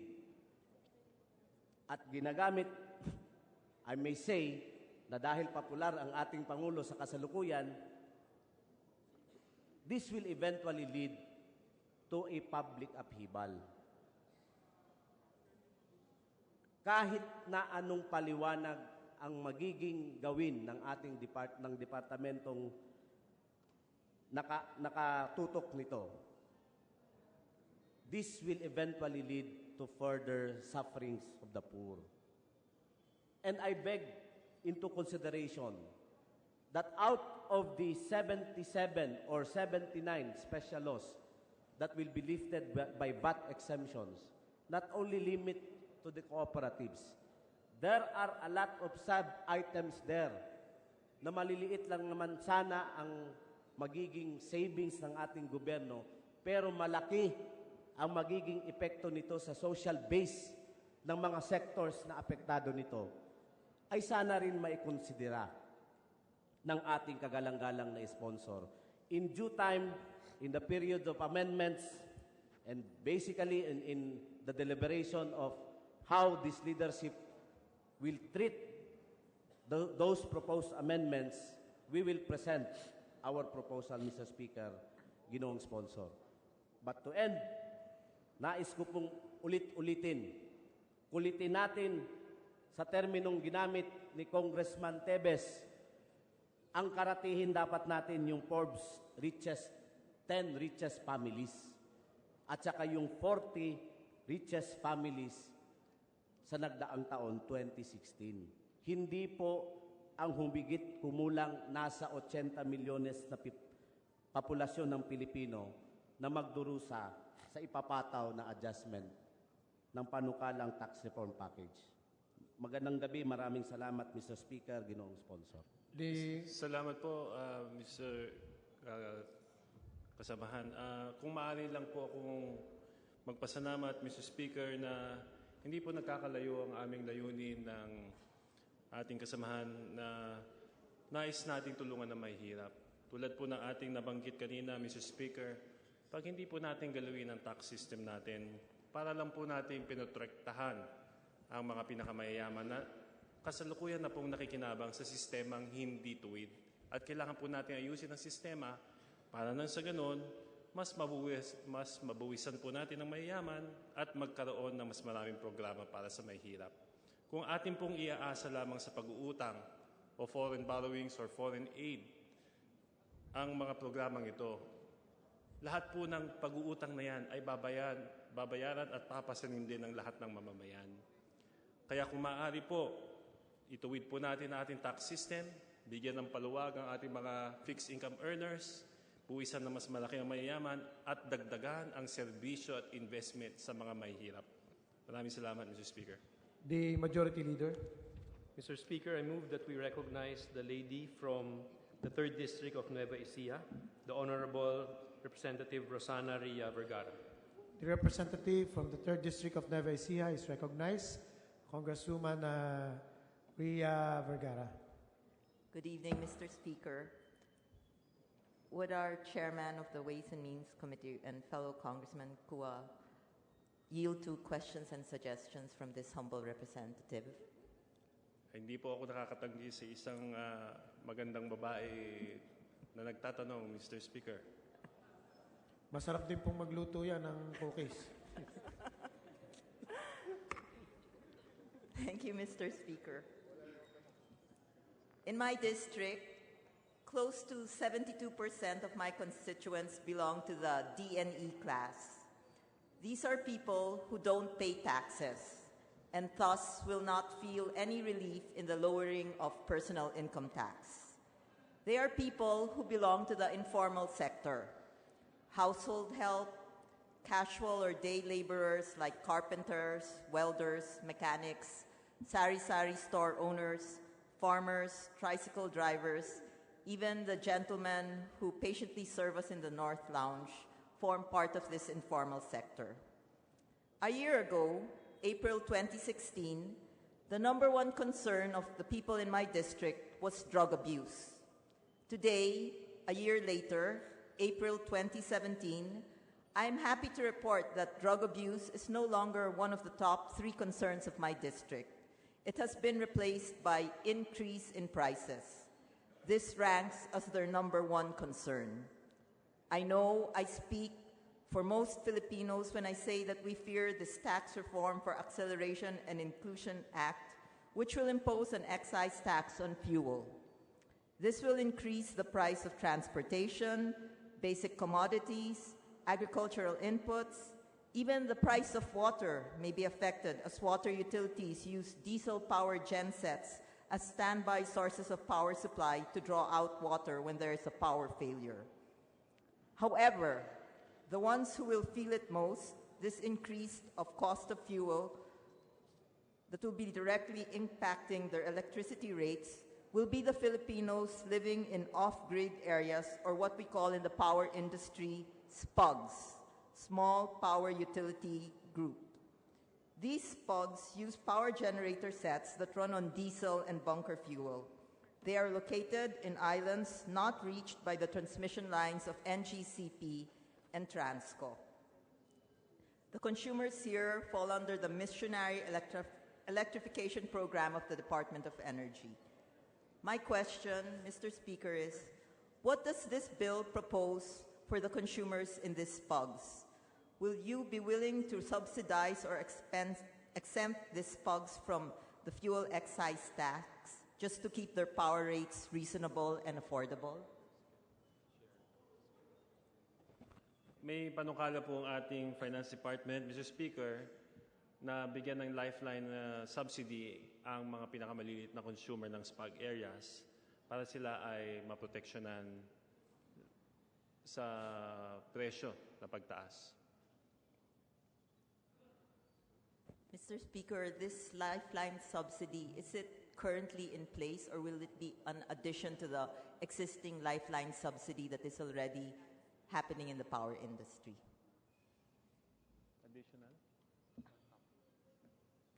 Karagdagan po itong subsidy na ito sa mga existing subsidy na nabe-benefit na po ng ating mga kababayan.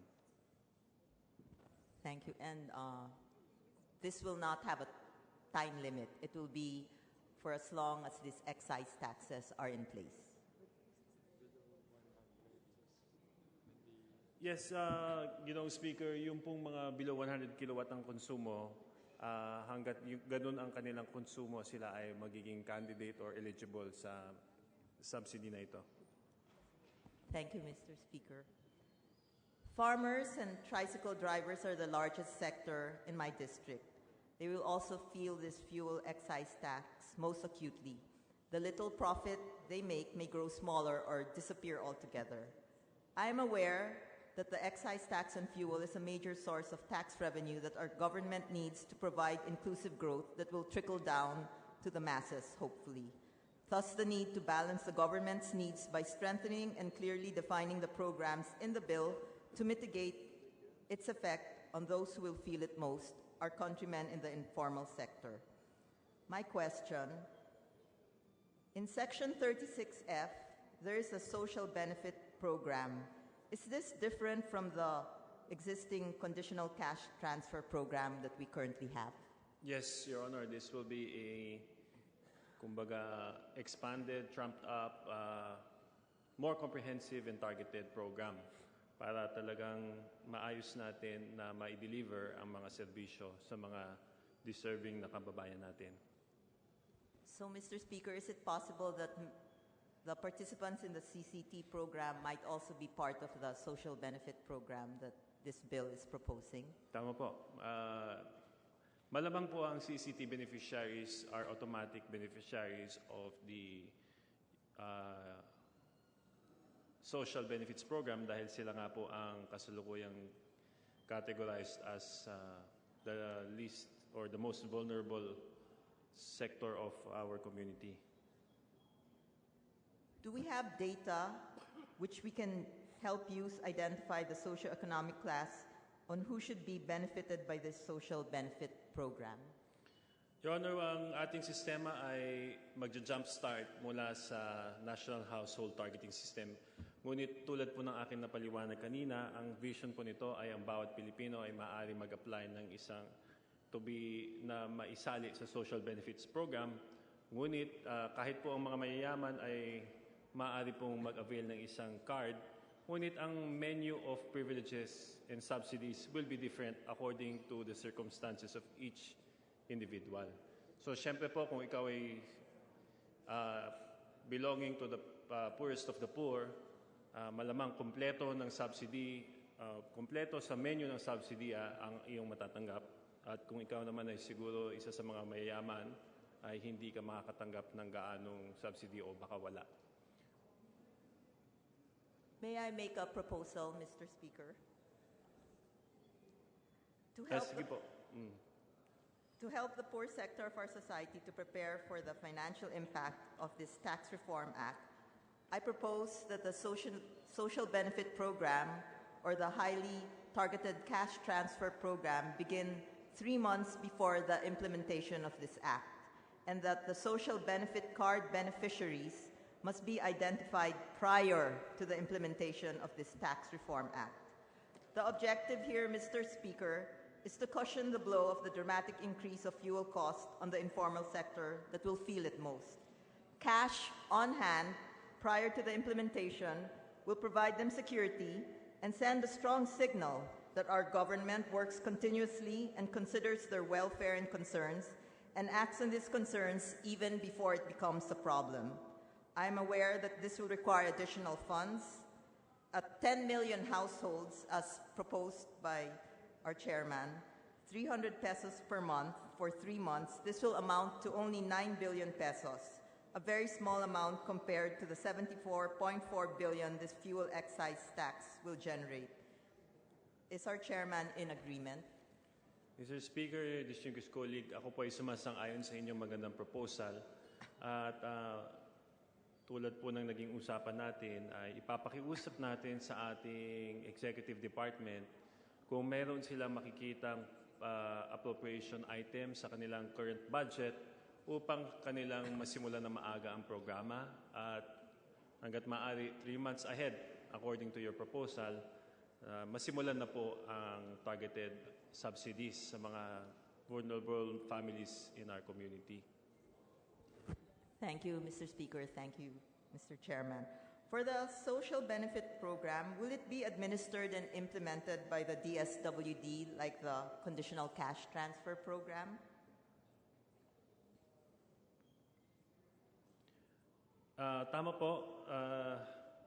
It will be done through the DSWD ultimately. May I make a proposal?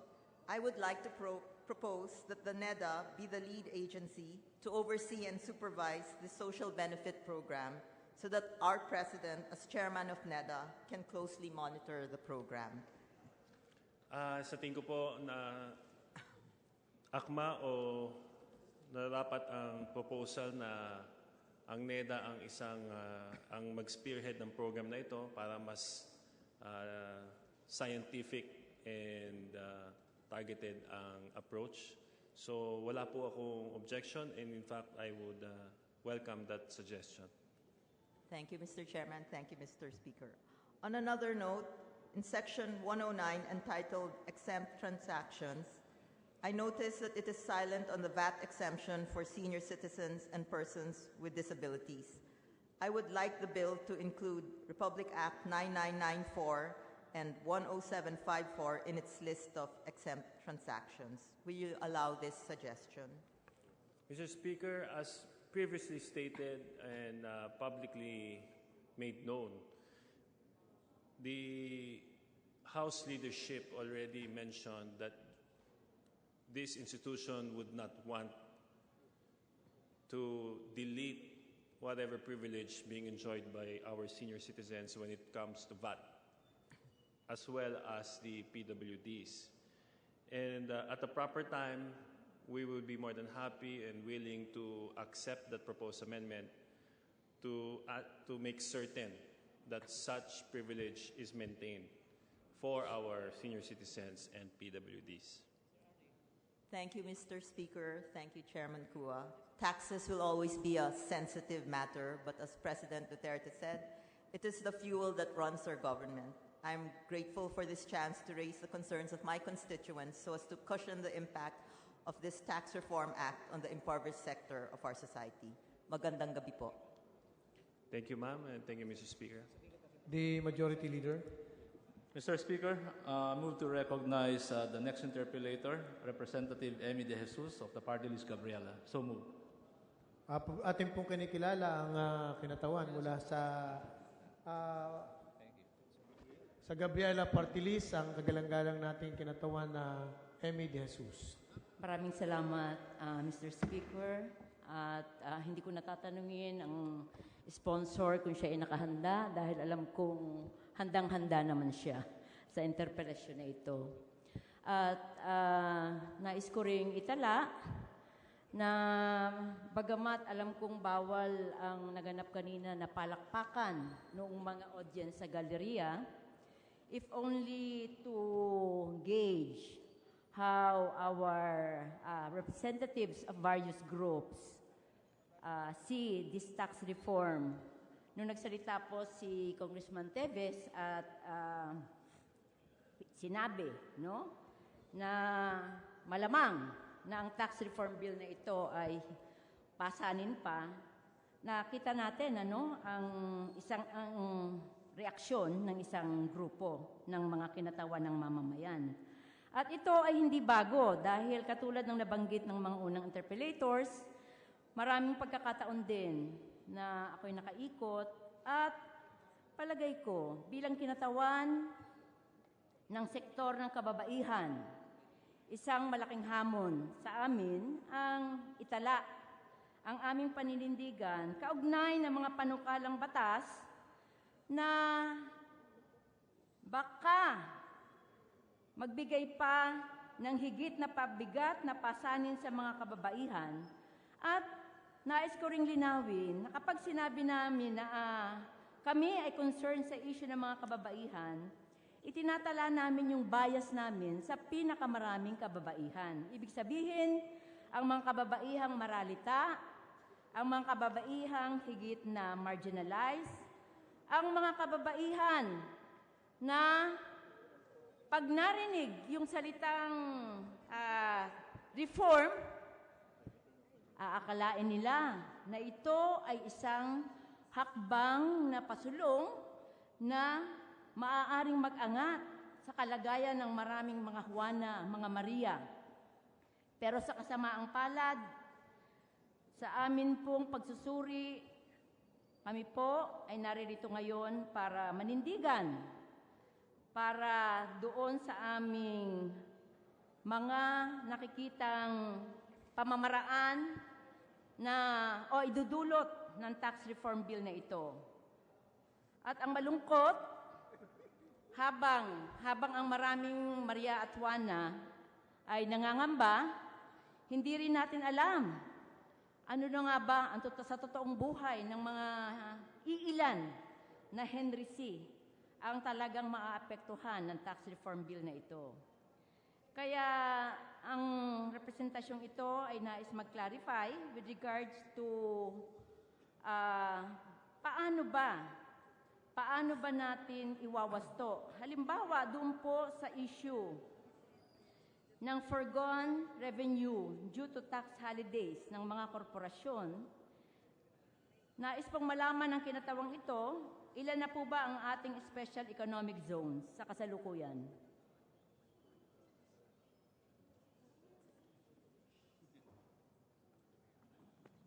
Ilang economic zones? 28? Humigit kumulang po 28 ang datos ng ating Department of Finance. Pardon? 28. Ang Special Economic Zone ay binubuo ng maraming korporasyon sa loob. Ilan po ang kumpanya na nasa loob ng ating 28 Special Economic Zones? Wala po kaming datos sa ngayon pero maaari naming hingin ang information mula sa PEZA. Alam nyo, napakahalaga po nito dahil mayroon tayong Act of 1995 at sa ilalim ng batas na ito, nakakatamasa ng income tax holiday ang mga kumpanya na nasa loob ng Special Economic Zone ng hanggang 5 taon. Tama po ba ito, Ginoong Sponsor?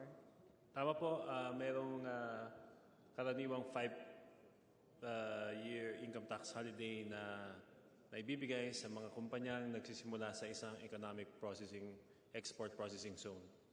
Ano pa po ba ang ibang fiscal incentives? Ano pa po ba ang ibang mga kagaanan na ibinibigay ayon sa ating kasalukuyang batas dito sa mga korporasyong nasa loob ng Special Economic Zone?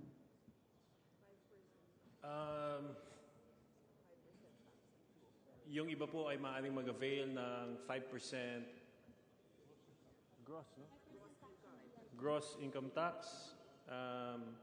Meron pong VAT zero rating sa mga exports. Meron pa pong iba pang mga may duty-free importation.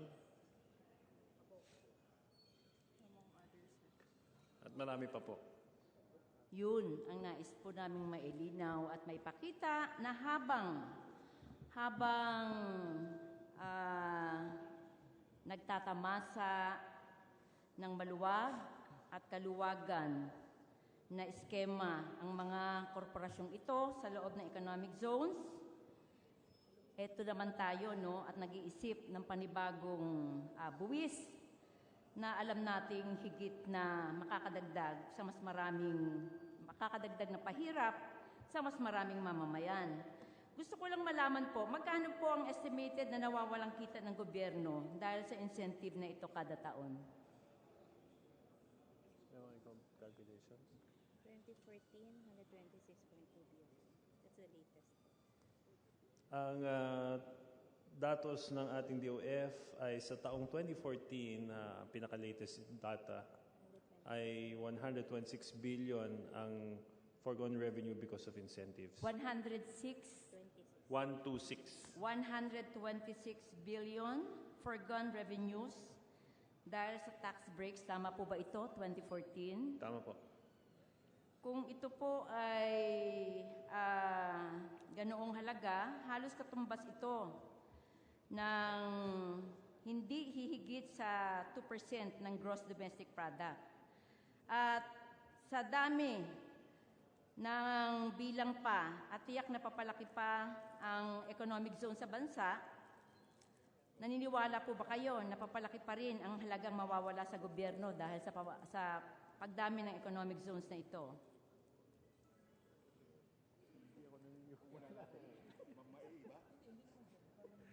Ang naniniwala po ang Department of Finance. Nakakalungkot. Pareho tayo ng paniniwala na nawawalan tayo dahil sa mga libreng insentibong ito. At yung mga korporasyon po na nagtatamasa ng pagpapababa ng corporate income tax, kung susumahin, ano po ang rough estimate? Magkano ang nawawala sa pagpapababa ng corporate income tax na isinasagawa ng ating pamahalaan? Ginoong Speaker, kagalang-galang na kasamahan, Wala pa po kaming datos doon dahil wala pa po sa panukalang ito. Ngunit ipapa-research po natin yan para mabigay din po sa inyo. Para po sa representasyong ito, kailangan po na alam natin, lalong-lalo na sa hanay ng nagpapanukala kaugnay ng tax reform, na malaman ito para makita natin ang mabigat na paghahambing habang nagtatamasa ang mga negosyante na malalaki na nga, no? At syempre, lagi namang profit over people ang bitbit na paninindigan ng papasok sa ganyang mga negosyo.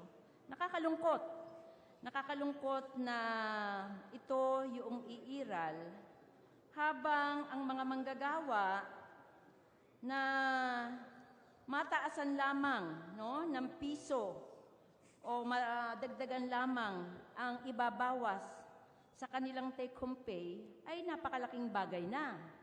Kaya para po sa representasyong ito, mahalaga na aralin, higit nating aralin, ano ba ang dapat na maging pakinabang ng gobyerno sa mga korporasyon at mismong sa eskema ng Special Economic Zone na ang prevailing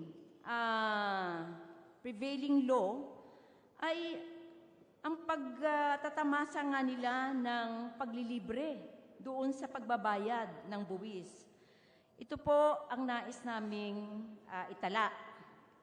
Habang nag-iisip tayo paano palalakihin ang buwis, itong malalaking korporasyong ito ay tuloy-tuloy na magpapasasa doon sa incentive na sila ay magpatuloy na kumuha ng tubo, magpalago ng negosyo, at ano ang pakinabang nito sa mamamayan. Ito po, mahalagang malaman namin kung ano ang nawawala na dapat ay kinukuha ng gobyerno at ito ang dapat talaga na pagkunan na malaki dahil ito nga ang kumikita, dahil ito nga ang kumukuha ng tubo at ang malungkot, yung tubo pa na karamihan dyan ay mga kapitalistang dayuhan na nagbabayad ng mababang sahod sa manggagawa.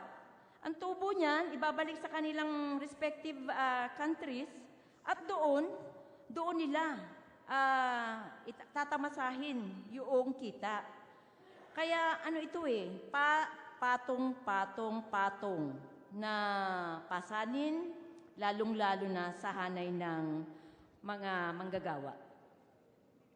At dito rin naman po, bagamat marami ng kasamahan dito sa Kongreso na nagbigay na ng kanilang interpelasyon, kaugnay ng social benefit na ang isang pinakamalungkot, kukuha tayo ng tataasan natin, maglalagay tayo ng excise tax sa krudo, pagkatapos bibigyan naman natin sila ng voucher.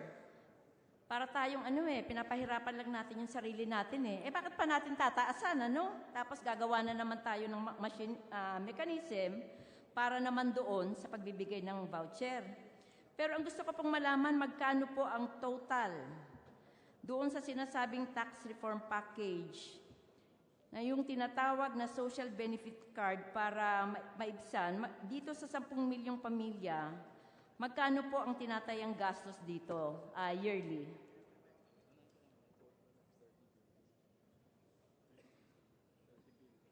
Sa unang taon po ay 30 billion. Sa pangalawang taon po ay 50 billion.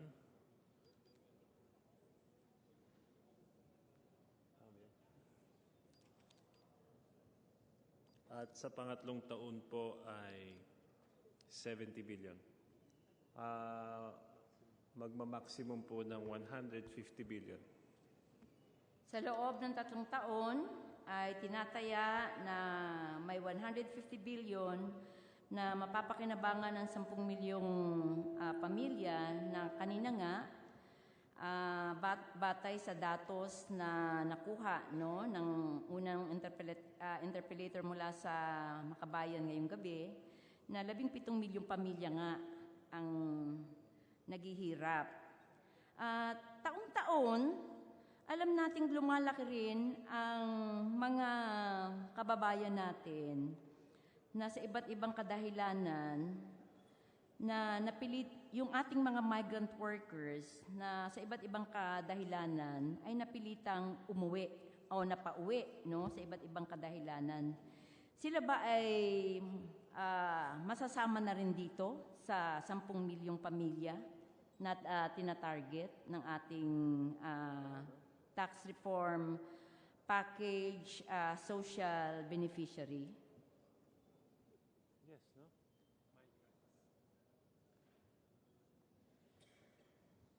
Kung sila po ay magre-rehisto sa social benefits card, then maaari po silang makasama sa programang ito. Pero ang magiging ceiling number o yung absolute number na mabibigyan lamang ay 10 milyon. Tama po ba? Tama po. Yun po yung end. Kaya kung sinasabi kanina na sa datos ay 17 million at mayroon pang madadagdag na mga OFW na distressed at pag-uwi dito walang trabaho, ibig sabihin niyan lolobo at lolobo pa rin talaga ang bilang. Tama po ba ito, Ginoong sponsor, Mr. Speaker?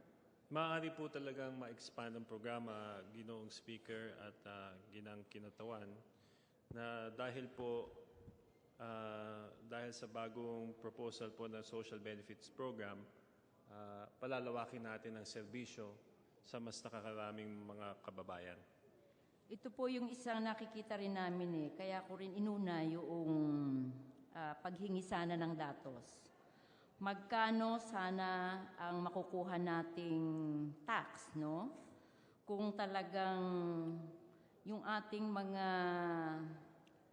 negosyante na nakikinabang sa labor, sa murang lakas paggawa dito, sa loob ng bayan, ay nakukunan sana ng tax.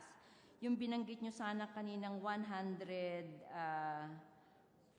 plus foregone revenue dahil doon sa tax breaks, malaki sanang pagkukunan na, no? Tama po ba, Mr. Sponsor, na yung amount na foregone revenues because of the tax incentives given to those big businesses in the special economic zones could have been a big source para po dito sa ating benepisyo sa mahihirap, Mr. Sponsor? Tama po. At sana po tayo ay magkasama at magtulungan na sa mga karugdugang sa mga karugtong na mga measures ay may saayos po natin ang mga sistemang ganito. Actually, sa pangkaraniwang mamamayan po, ang usapin talaga ng pagbubuwis, ang laging kaakibat na inaasahan yan kahit saan, ano? Kaya nga kinikilala ang pagbubuwis ay may ibinabalik na serbisyong panlipunan. Tama po ba, Ginoong Sponsor? Tama po. Kaya ito po yung isang nakakabahala. Dahil sa totoong buhay, ang hinahangad po ng maraming mahihirap, yun sanang social services na hindi ka nadadaan sa mga makukuting voucher, hindi ka nadadaan sa mga kondisyon, kundi kinuhanan tayo ng mga buwis, yung bang merong nanay na sa totoong buhay, sa kahirapan ng pagdadala ng budget, alam niyo po ba sa mga pamilyang mahirap, halos kapag kapos ang pagkain, ang nanay ang huling kumakain. Alam niyo po ba ito, Ginoong Sponsor? Tama po. Ito po yung isang larawan na ang sinasabi namin, pag sinabi nating benefit, dapat diretso doon sa serbisyong panlipunan. Hindi yung dadaan ka pa, no? Idadaan mo sa voucher, idadaan mo sa kondisyon. At ang tingin po namin, kung tayong mga mambabatas ay magkakaroon ng panukala, ng tax reform. Sabi ko nga, napaka-misnomer, reform. Kasi nga, ang reform dapat reforma tungo sa pagbabago, pasulong. Pero nakikita po namin dito sa benefit card na anyo ng pagbabalik ng serbisyo, talagang napakapahirap pa, no? Katulad din ng isang eskema na yung pantawid, sabi nga natin, pantawid lang yan, dole out, pero may mga kondisyon. Kaya para po sa representasyong ito, dapat po laging universal. Naniniwala po kami na kung social protection programs ang hinahangad ng ating tax reform o pangungulekta mismo ng buwis, dapat ang magbebenepisyo ay yung mga vulnerable sa ating lipunan. At kung seryoso ang Kongreso na pag-aanin ang buhay ng mamamayang Pilipino, hindi na kailangan ang mga voucher o iba pang benefit card para lang salagin yung pagtaas ng presyo. Kaya ito pong excise tax sa oil, marami na rin pong nagsabi. Pero isa pong paglalarawan na nakikita ko, ito pong kadena, no, na binubuo ng mga links. Kapag ka po ang kadena, yung kauna-unahang link ng kadena ay hinila mo pataas, tama po ba? Natataas lahat? Mr. Sponsor, Mr. Speaker. Tama po. At ang langis na siya ring nagpapagulong ng ekonomiya, nagpapagulong ng mga consumer products, pag itinaas mo yan, eto ka, ano bang benefit program ang maibibigay niyan sa majority? Kundi, lalong pahirap. Dahil mas maraming consumers natin ang talagang maapektuhan ng pagtaas ng presyo ng mga bilihin. Kaya ito po ay isa sa mga issue na dapat suriin at kung maninindigan ang ating mga kasamahan sa Kongreso, wag po nating kalimutan ang kaninong interes, no? Kaninong interes higit na maglilingkod ang tax reform panukala na ito. Lalong-lalo na sa susunod ko pong katanungan, Mr. Speaker, Ginoong Sponsor, isa pong nakakabahala rin dahil mayroon na tayong inilalaan sa ating 27 General Appropriations Act na pambayad sa loan at pwede po bang malaman kung magkano po ang inilalaan natin dun lamang po sa interest lamang ng ating utang panlabas.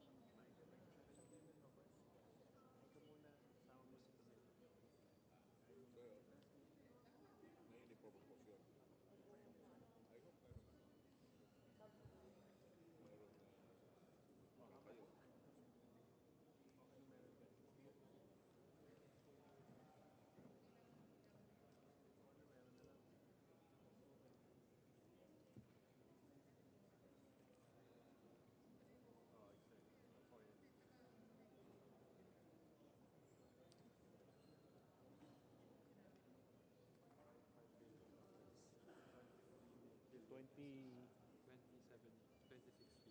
magkano pesos? Ang ating foreign debt service, yun ang kinatawan ay 2016? 2016 ay 127 billion pesos. Sa amin pong pananaliksik, ang nakalaang pambayad sa interest pa lamang ng foreign debt servicing ay halos 300 bilyon. At halos kasambas ito ng 10%. Yun po yung kalahatan. Yung pang-foreign lang po yung nabanggit ko. And then, ibig sabihin lamang nito, yung national budget natin na 3.35 trillion according to GAA, halos 10% na yung, tama po ba, ang inilalaanan natin sa debt servicing? 10% ba ang debt service of the GAA? 10 nga sabi niya. 20 ba? 10?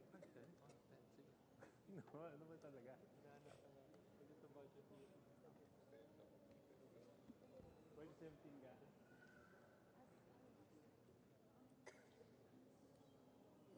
Saan ba si Carlo Nograles? Pero ano yan? Interest payment lang yan. Interest payment lang. Kasi yung principal of budget, public administration yun. 10% po ang nakalaan sa GAA. Sa tama po, 10%. Oo po. Mahalaga rin na isama natin ito sa pagsusuri dahil ito pong habang inilalaban nga itong pagpapasa dito sa Kamara ng tax reform package na kasalukuyan nating isinasalang, talagang todo papuri ang mga credit institutions katulad ng credit rating institution na isulong na ito at ang nasa likod nito na pinangangambahan namin, ito bang panibagong tax reform package ay mangangahulugan din ng panibagong utang kapag naipasa ang comprehensive tax reform package? Hindi po, kasi ito po ay manggagaling sa ating revenue collection, so hindi po ito magiging utang. Actually, precisely, no? When you say revenue collection, kasama nga dyan yung pagkuha ng buwis. At yung sinasabi nating social benefit ay nakakabahala na baka pantustos, imbis na pantustos o sinasabi nating mararamdaman na ng maraming mahihirap na ang buwis ay babalik sa kanila sa pamamagitan ng serbisyo, baka naman ito ay maging pantusto sa pambayad utang. Na sa hulit-huli, hindi mamamayan ang makikinabang. At marami pong datos na ang Mr. Speaker, ginong sponsor, ang sinabi nyo na ibibigay nyo sa amin na mahalaga na maging batayan natin, katulad nung specifically on the issue of number of corporations who wallow in profit while yung pong benefit talaga ng tax holiday na dapat ay sana na pagkukunan na natin ay hindi naman pinakikinabangan, kundi lalo pang nagpapahirap sa mga manggagawa. At kahit paikot-ikutin pa po ang diskusyon dito sa tax reform package, 3 punto po ang nais bitbitin ng representasyong ito na kumakatawan din sa boses ng maraming pamilya na sinasalanta ng krisis. At dito po rin namin kinikilala yung bias namin. Pag sinabi naming maraming pamilyang Pilipino ang sinasalanta ng krisis pang-ekonomiya, naririto rin ang maraming kababaihan. Kaya nakikita namin na magiging pasanin ito para sa mga kababaihan at sa maraming mamamayang Pilipino. Nananatiling tax-free ang malalaking korporasyon, lalo na yung nasa Special Economic Zone. Hindi ito automatikong magreresulta sa mas mataas na budget sa direktang serbisyong panlipunan dahil ang inaasahan po na mga pamamaraan o mekanismo ay voucher, circuitous pa, habang ang inaasahan sana, serbisyo na mararamdaman kagad. Serbisyo medikal, serbisyo sa higit na pangangailangan, subsidyo sa ating mga mahihirap. Kaya dito po sa House Bill 5636, at the proper time, itatala po ng representasyong ito ang kanyang boto at doon po sa mga nabanggit, ito na ang magiging batayan. Bakit kami tututol? Dahil ang reformang kinakailangan ng mamamayan sa kasalukuyan, dahil ay hindi naman, hindi naman ito talaga yung reformang magdudulot ng pangmatagalang ginhawa. Kaya ang totoong magdadala po sana ng ginhawang inaasahan namin ay yung socio-economic reforms at yung package na ito, ang tingin namin, ang higit na dapat sinusuportahan ng ating Kongreso. So, inaasahan po namin, Mr. Speaker, ginoong sponsor, na ang interpelasyon na ito ay pumukaw doon sa mga nagsusulong ng kasagutan sa aming mga katanungan, sa aming mga agam-agam.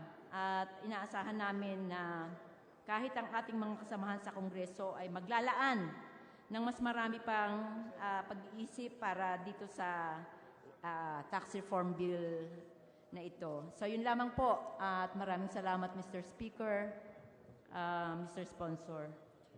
The Majority Leader. Maraming salamat din po. Mr. Speaker, I move to suspend consideration Committee Report 229 under House Bill number 5636. So moved, Mr. Speaker. Any objection? Here's none. The motion is approved. Majority Leader.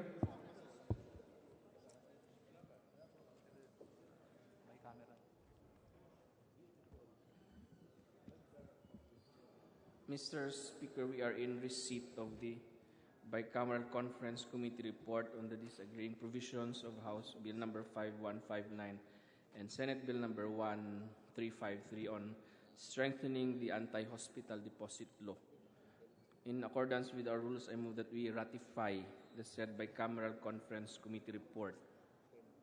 Any objection? Here's none. All those who are in favor, please say aye. Those who are against, please say nay. The ayes have it.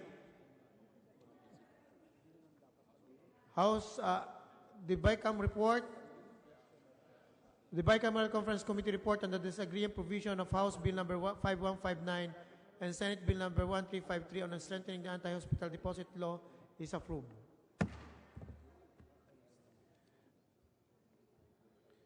Mr. Speaker, in accordance with our rules governing inquiries in aid of legislation, I move that we refer the following House resolutions to the appropriate committees.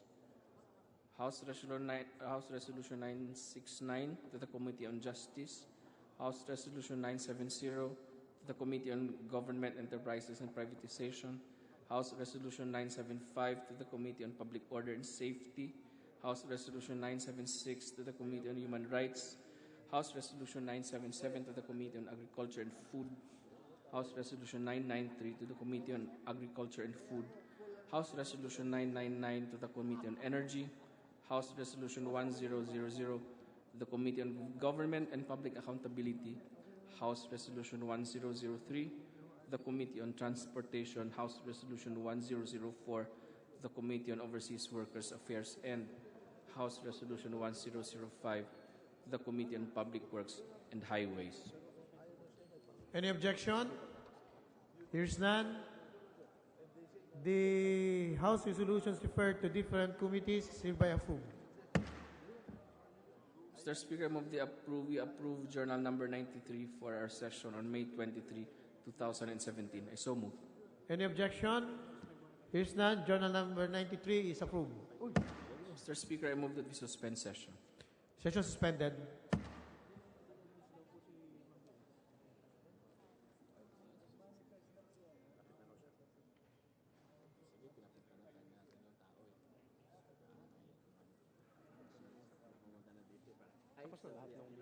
Tapos na lahat ng business? Tapos na lahat ng business?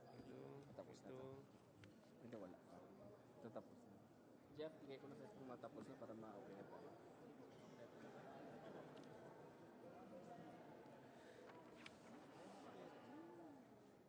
Sandra.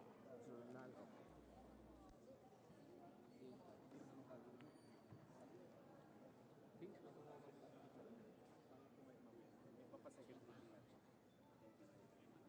Open an individual amendment. Mr. Speaker, I would like to pose individual amendment number 1. Election.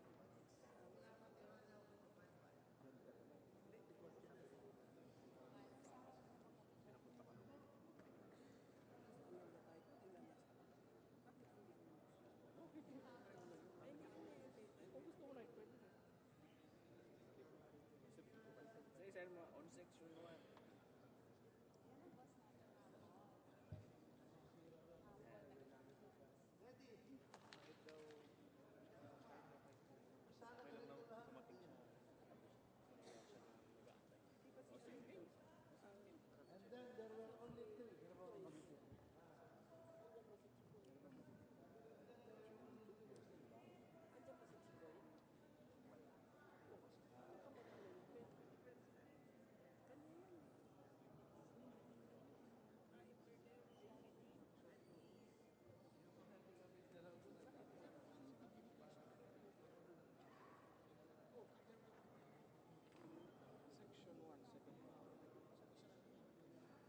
Parang delete pa sa internet. Wala sa ito parang mali.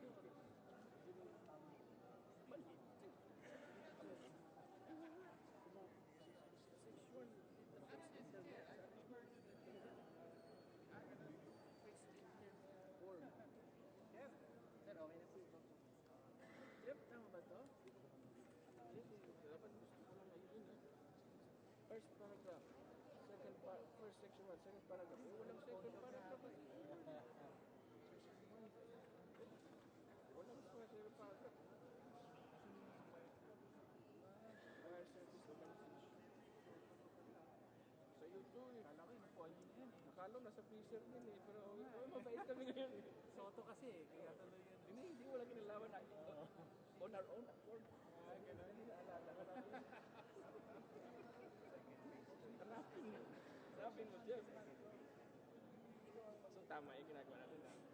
Section 2, second paragraph. Wala na second paragraph. Line 15. Line 15. Word. Yun yung sponsor ko doon. Tapos pinutulan ni Queen. Nalala mo yun? Hindi tayo pwedeng gumamit ng delete the word. Wala tayong line. Saan ang line natin?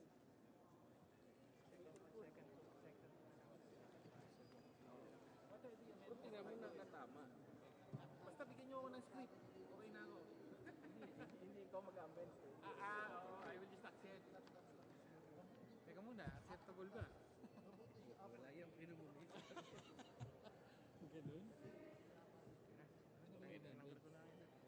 Tinanggal lang yung internet. Mabot, ako ka, si Apple na. Sir. So hindi ni-extend yung internet? Yung protection? The same section na lang tayo, sir. Mag-same social media na lang. So dito, it will be extended to broadcast. So ano mangyayari? Broadcast na lang. Dikitan ko na lang yung mag-ano, sir. Dikitan ko na lang. Dikitan mo nga, mabala. Ay, internet wala naman talaga accountability. Who cares kung ito? So dito broadcast bali. Sige, sige, At least na-extend pa rin. Tinanggal lang yung internet.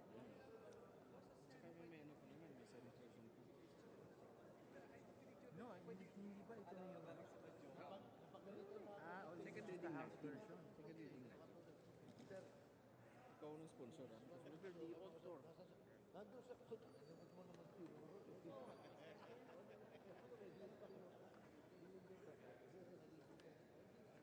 Okay na tayo.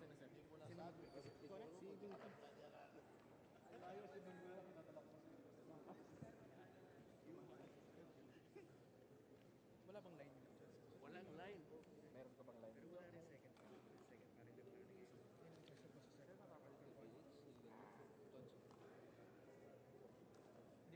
Or one paragraph lang yun. It is one paragraph because may semicolon ka. Yes. It's part of the paragraph. Yes. So, online ano lang, sir? Line 9 na lang. Section 1, line 9. Siguraduhin nyo, ha? Section 1. Yes, sir. Section 8, line 9 na. Section 1, line 9. Line 9, page 1. Hindi, page 1 muna. Page 1, section 1 na. Line 9 na lang. Sumunod, dalawang beses kasi nangyari. Section 2, line 15. Hindi ako. Read the board. Wala ka na ba neto? Wala ka na neto? Script. Hindi, sige, Sige, nabura ko na yun. Line 23.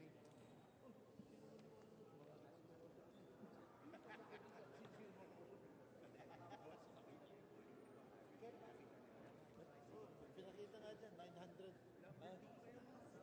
900. Pinakita nga. So, pinapawid mo na. Kasi si Amy naka-expert na lang sa registration. Para mas malinis. You will see na bayaran. Wala gagawin. Matay na ako sa galing sa traffic. So, ikaw ng sponsor mo kami ng kami. Sponsor natin. Chairman to committee. Kaya nga eh. Joet na lang eh. Sana gagawin? Hindi ko alam. Accept na lang bang accept?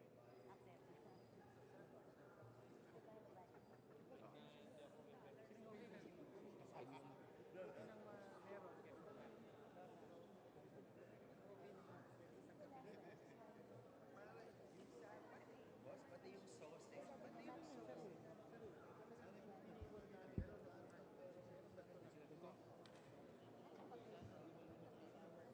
Wala kang kailangan gawin. Tatay mo lang dyan. Sige lang, i-accept. Oo, wala.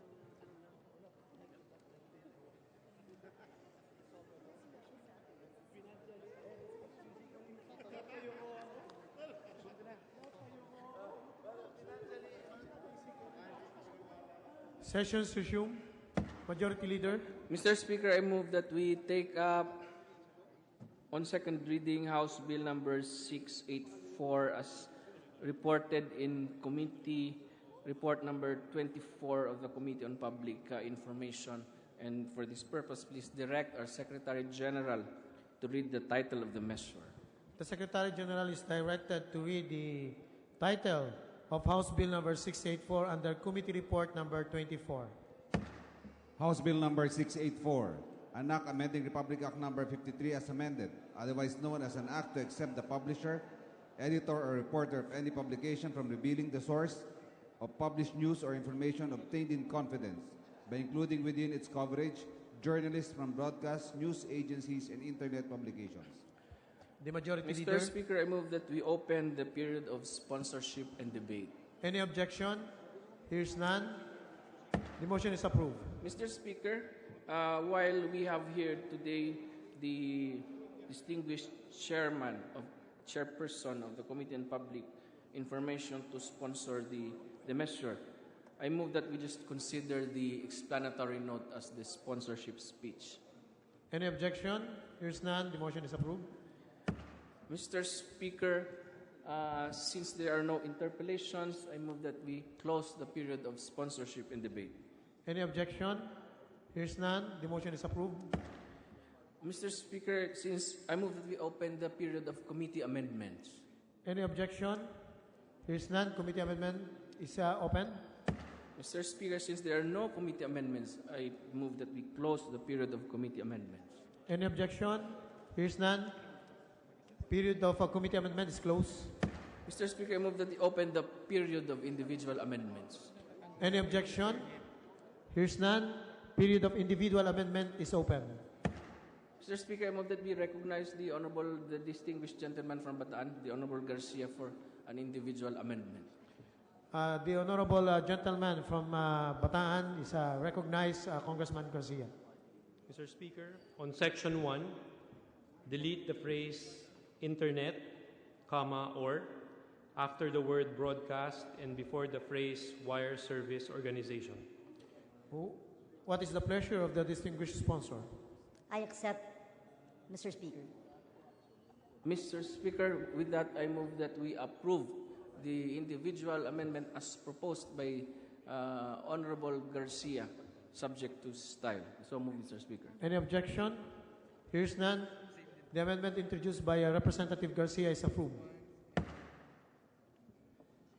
Mr. Speaker, on Section 2, line 15, delete the phrase internet, comma, or after the word broadcast and before the phrase wire service organization. What is the pleasure of the distinguished sponsor? I accept, Mr. Speaker. The Majority Leader? With that, Mr. Speaker, I move that we approve the individual amendment as proposed by the Honorable Garcia, subject to style. Any objection? Here's none. The proposed amendment by Representative Garcia is approved. Mr. Speaker, third amendment. On Section 2, line 23, delete the phrase internet, comma, or after the word broadcast and before the phrase wire service organization. What is the pleasure of the distinguished sponsor? I accept, Mr. Speaker. The Majority Leader? Mr. Speaker, I move that we approve the individual amendment as proposed by the gentleman, subject to style. Any objection? Here's none. The proposed amendment is approved, subject to style. Mr. Speaker, there being no other...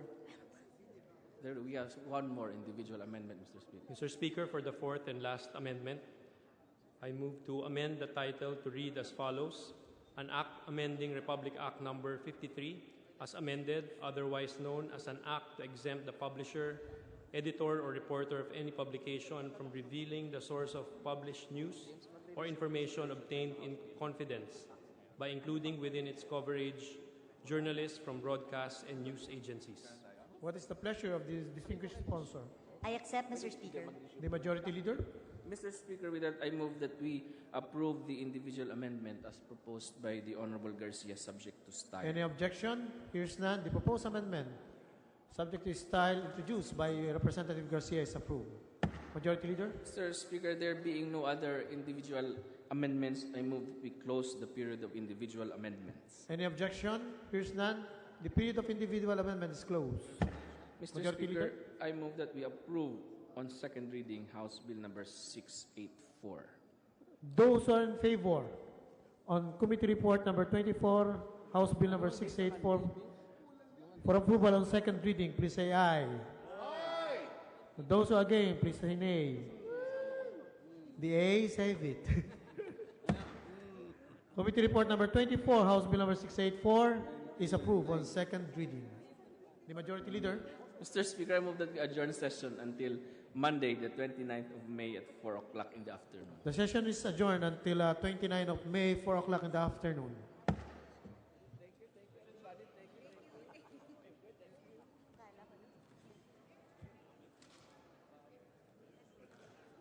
Jeff, thank you.